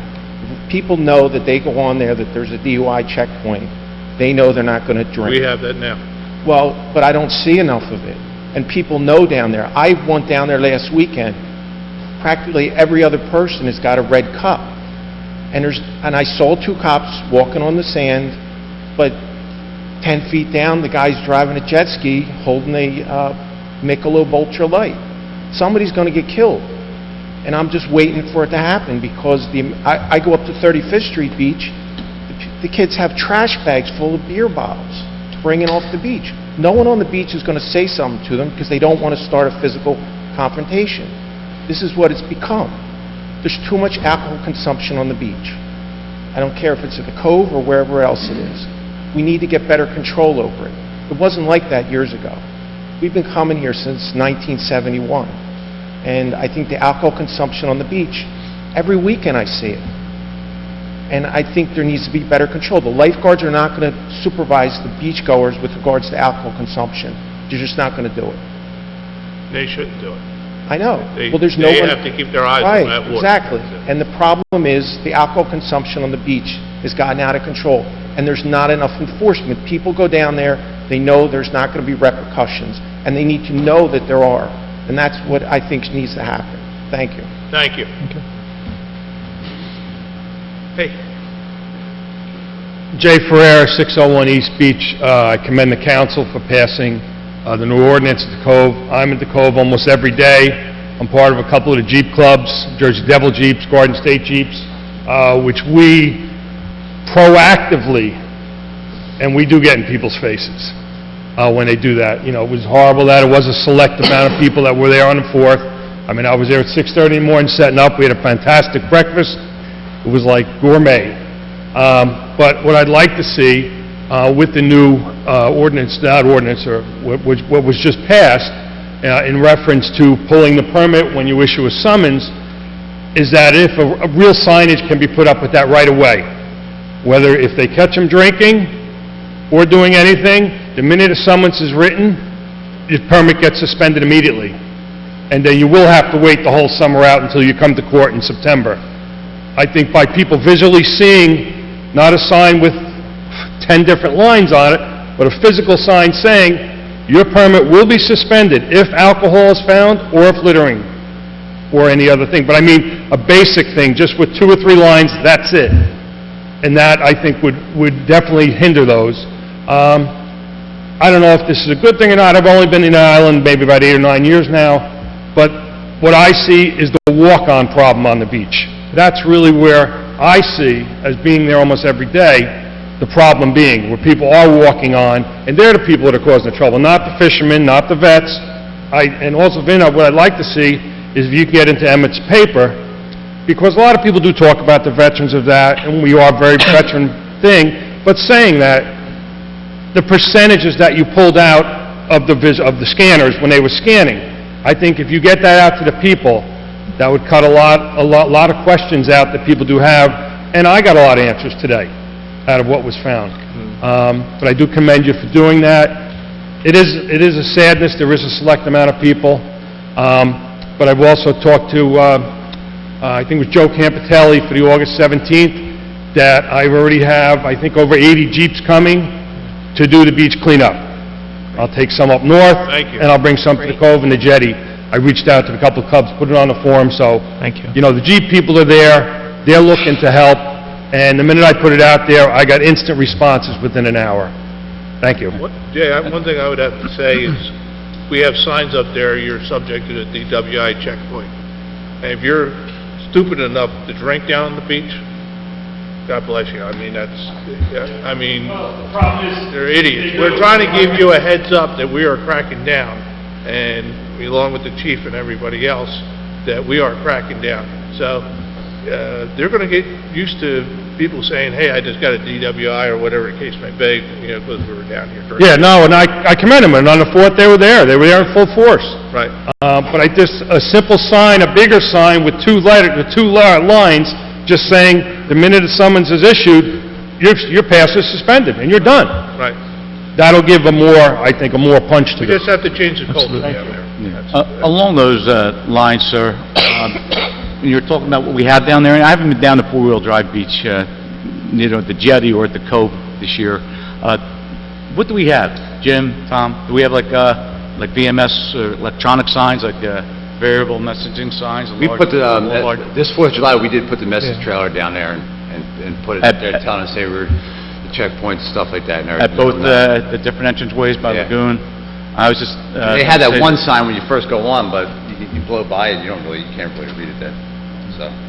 Well, if we have somebody like checking the, passes and slowing things down, I don't know if an advantageous area right there, if we could just have something like to the, and as you were talking, I had some notes earlier, sir, just something, you want to leave your trash, just pretty much let them know. Be prepared for the heavy fine. And I don't think any of us obviously have any problems with them getting hammered with the just fine that they really deserve, for people to think they got the right to come down and dump all their junk on our beach. They deserve a $500 fine or whatever it is that goes along with it. Also, and just as far as what our basic laws are regarding drinking and if there's drunken disorder, they'll be prosecuted. And word does travel, we know that, being in law enforcement, both of us. The word will get around, hey, did you hear about what's his name? He got locked up or whatever. And, if they're going to ask for it, you're going to get your medicine. One thing we were working, I had a meeting with the city manager, he had Fred look into it, about when you get the permit, you could be subject to searching of your coolers and your backpacks and stuff, right? We got to look into legality of it and everything for where you're at, because it's almost like a music venue where you go through a gate and you can detect. Right. So we have Fred looking into it, I don't know. Okay. Because we have certain laws, we can't just go into your cooler, but if he's looking to say, when you buy that permit, you're aware of that you can be subject to a search. Right. So we're looking into that, we're trying to do something like that, because right now, we could walk down the beach and see a cooler, there's beer in there, but the police are not allowed to go in it. So, so we can do something like that, that's what we're trying to work on. Yeah, I know, On the drinking down there. I know they're not. Kind of gray area, it's kind of Yes. tough, I don't know, but that's some of the things we're looking into also. And I know they're, I know they're not dirt cheap, these variable messaging signs, the electronic signs, but they're not an arm and they're not exorbitant. I don't know, if we could post them and just at a rate where we can just have it right near the checkpoint where, I know you say some people might be blown by if it's real early in the morning, but that they can see it and we get the word out, and just like you were saying, just some big bold letters just blinking right in front of their faces. Yeah, we have the message trailer goes down, it cycles every couple seconds, so you're going down, you're only going to see a couple of messages, you have 3 or 4 messages going through, so you're only going to see 2 of them as they keep cycling through, so. Yeah. I think an ounce of prevention, isn't it? An ounce of prevention is a pound of cure. Okay, And Fran? drop that ball again. Yeah, Frank Chambers, 100 Hill Road. First, I want to thank you guys for the ideas you're coming up with. Okay, and want to thank you guys for the ideas you're coming up with today. I like everything I'm hearing. 2 things that I had an idea about. The guys, or the people who are coming off the beach intoxicated, at the DUI points, can the vehicles be confiscated? And that's a huge... They can, if we can do that and bang them up the butt, Let's let them pay for... There's certain, like, what everybody's saying, these DWI checkpoints, there's legality of setting up a DWI checkpoint. You have to advertise for a certain amount of weeks, you have to have an avenue of escape and everything, so that's kind of tough to have right there as they're coming off. We can have extra patrols, like, circle around and trying to get them when they're coming off, but, I'm limited to the manpower. You have 4 guys working, they can't sit down at the cove entrance all day, because, they have other calls too. They do checks down there, and if they see somebody follow cars, they pull over, and if they do get DWI, we do confiscate their car for 12 hours, John's Well, the car is confiscated. All right, thank you. The other thing is, I just wanted to mention that maybe it's just, I'm up on the beach in North End almost daily, and I think it's probably because of the problem on the cove, everything flooded up to the north end. But when I drive up and down the beach in the north end, I'm noticing quite a few vehicles up there without permits. And I know we can't put somebody up there all the time, but just to let you guys aware. Just call. If you go down there and you see a car without a permit, call us, and then we'll send a special down to check it. Okay, good enough. Thank you guys for your time. Thanks, Fran. Hi, Gail Sikorsky, 26 Surfside Road, Brigantine. Just one quick thing. We appreciate what you're doing. It sounds like a lot of work and effort and thought has gone into this, and we hope that we can make some changes down there. My one question is, at Coquille, on Seaside, where we have the access to the jetty, we still have problems with people putting trash, less than last year. We still have problems with people speeding up that street, and we are very concerned about it. So blocking, the driveway or doing U-turns in that one little service road. So if they could do something about that. I know we've asked at all of our association meetings, and everybody says something will be done, but nothing's been done. So thank you. Can you handle that, Chief? Yes, sir. Thank you.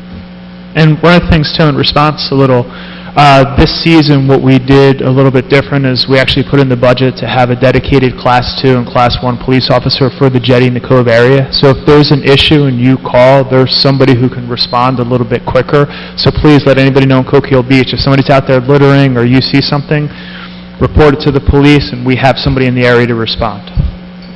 Thank you. And one last thing, we also asked for trash cans back where they're coming off, because there's the one set of trash cans right All by the the way jetty, up, but yeah. not when people come directly off How of the jetty. many trash cans do you have down there? We have none where I'm talking about, right when you're getting off by the air compression system. We'd really like Okay. to have something there. Yeah, because we have the trash cans that are down just off the beach at the other end, but so you want a couple trash cans up by the air compressor area. Is that for the walkers or the 4x4? Just in general? Okay. General. Steve Fromm, 204 13th Street North. The stickers that you give, New Jersey puts on your inspection sticker on your windshield, it says, click it and ticket, things like that. That should be on the sticker that you give us for the four-wheel drive thing. So if it's staring him in the face, going, hey, you leave your trash, you drink and drive, we're going to lock you up. And that's just one simple way of, helping with people going down there. Because I'm down there enough myself that you do see walk-on people leaving their stuff when they do leave. And that has definitely been a problem forever. And because we are so successful as an island, because it is a beautiful place to come to, we're shooting ourselves in our foot, because we're bringing more people because they know it's so nice, and so the influx of people here is just something that's going to continue. There's really not that much you can do. I mean, otherwise you're just shutting the bridge and saying, sorry, we're full, The other thing is my street, 13th Street North, is a one-way street. At any given time during the day, I couldn't tell you that it was a one-way street because there's people going the wrong way. So either they can't read, don't want to read, don't care, or you need to make bigger signs and put it down the end of the street, more signs that say, do not park on this one side. It's the bus route comes down there, and then you got buses backing up because people are leaving their vehicles. They're parked on the wrong side. Speeding. There is no sign on that street anywhere that says what the speed limit is. I doubt it's 30 miles an hour. 25. It should be posted. It is not. At the end, If it isn't posted, the law tells you it's 25 miles an hour. people don't read. But Well, it'd be nice if there was a sign there so they could if they They did. drive right by them. If they could, they would. Maybe. But it'd be nice to have a sign there that says 25 miles an hour, because the bus doesn't do 25 miles an hour. He's doing 30, 35, especially, it doesn't matter what time, day or night. Some guys are good, they're nice and slow. The U.S. Foods truck and things like that, those guys always come down there.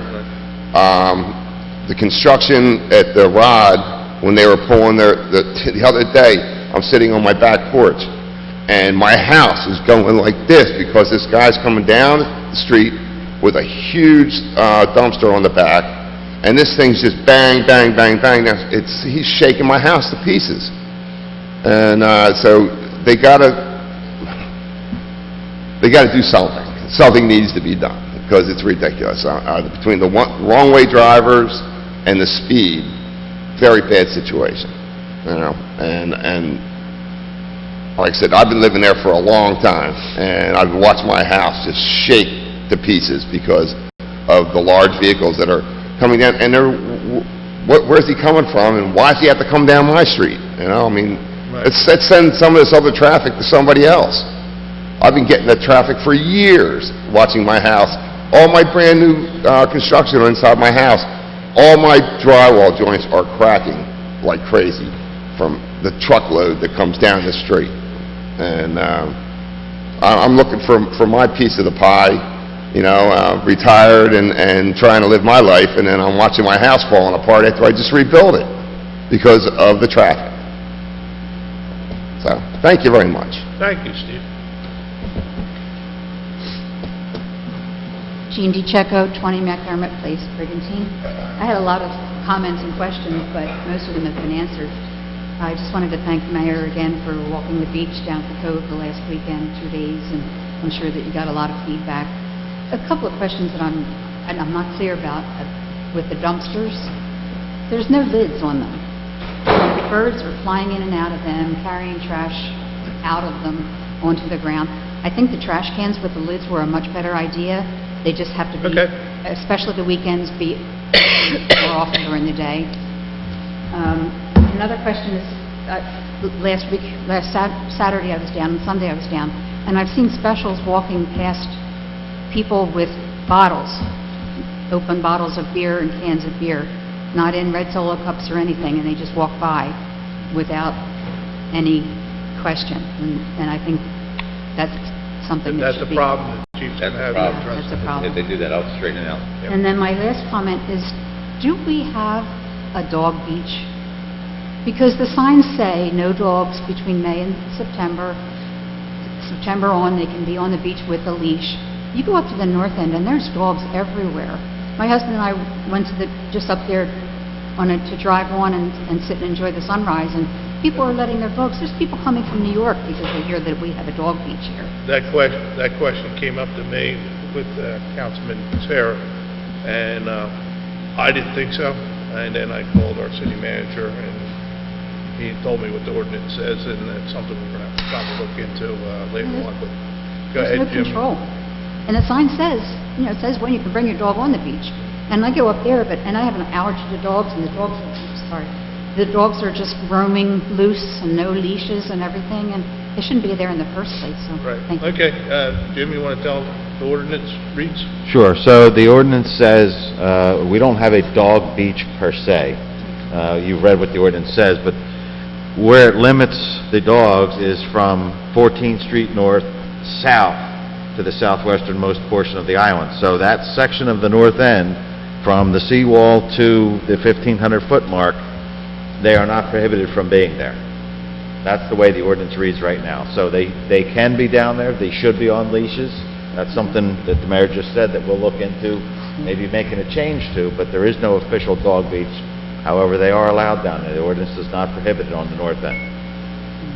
This is something that's being referred actually back to Beach Committee, so we actually didn't realize, our understanding of the ordinance wasn't what it actually read. It's now been brought to our attention, we're looking into it, it's going to go to Beach Committee for recommendations, and then from Beach Committee come back to council for a decision whether or not we want either A, have a dog beach down there, or B, eliminate it completely. I vote for the latter. Sure. Thanks. Gail Sikorsky, 26 Surfside Road. I'm one of the people who's there 7 to 9 every morning on that part of the beach because dogs are allowed. It's a draw of many people to come into this community. We are prohibited from other parts of the beach. We deserve some rights. The dog park is too darn small, and it's full of water. We need some place to walk our dogs. So please take that into consideration, because you'll have the dog park people back here again, like it did 2 years ago. Thank you. And that's something I think, too, it's, for the Beach Committee, I don't think it's something that we should make in isolation. I think people in the Beach Committee should actually go out and talk to people in the community, because we do hear both. There's got to be a balance, Well, excuse me, but there's a small section that the dogs are allowed on. So if people don't want to be there by the dogs, there's other parts of the beach where they can be. It is a small section. Right. Please don't take that away from us. Sure. Yes, ma'am. Helen Capelli Brem. Helen Capelli Brem, 527 Lafayette Boulevard. I just want to thank you for the four-way stop sign at the beginning of my block, because it used to be a raceway, and now I have peace of mind, and I want to thank you. Thank you. Thank you very much. Well, I was leaving, and then Rick told me to come back in. I live on 37th Street, 311, Joanne Duffy. On my side of the street, we do not have an alley. We are parking on the street. And on that side are all of the driveways, so there's very limited parking. So I'm asking if we could make 37th Street one way, so there's parking on both sides. The other side of the street is open with no driveways, and there's no parking on that side. So it'd make it a lot easier for... When people ask us to make it go one way. I need some kind of petition, because, just because one person wants it. Maybe Okay. the rest of the block doesn't want it, you know. Okay. So I asked for some kind of petition. Okay. And, So on the other you know, side- if the majority wants it, and then if the chief agrees with it and stuff like that, we can do that. Okay. The other side has an alley, and they bring their cars and park them out on the street so their family can park in their parking spaces, and then leaves us with nothing. I'll get a petition. So thank you. You're welcome. Anybody else? Okay, seeing none, I'm going to need a motion to adjourn. So moved. Second. All in favor? Aye. Thank you for coming to our Saturday morning, July 20th meeting, and watching your council at work. Thank you, everybody, and see you next month. Take care.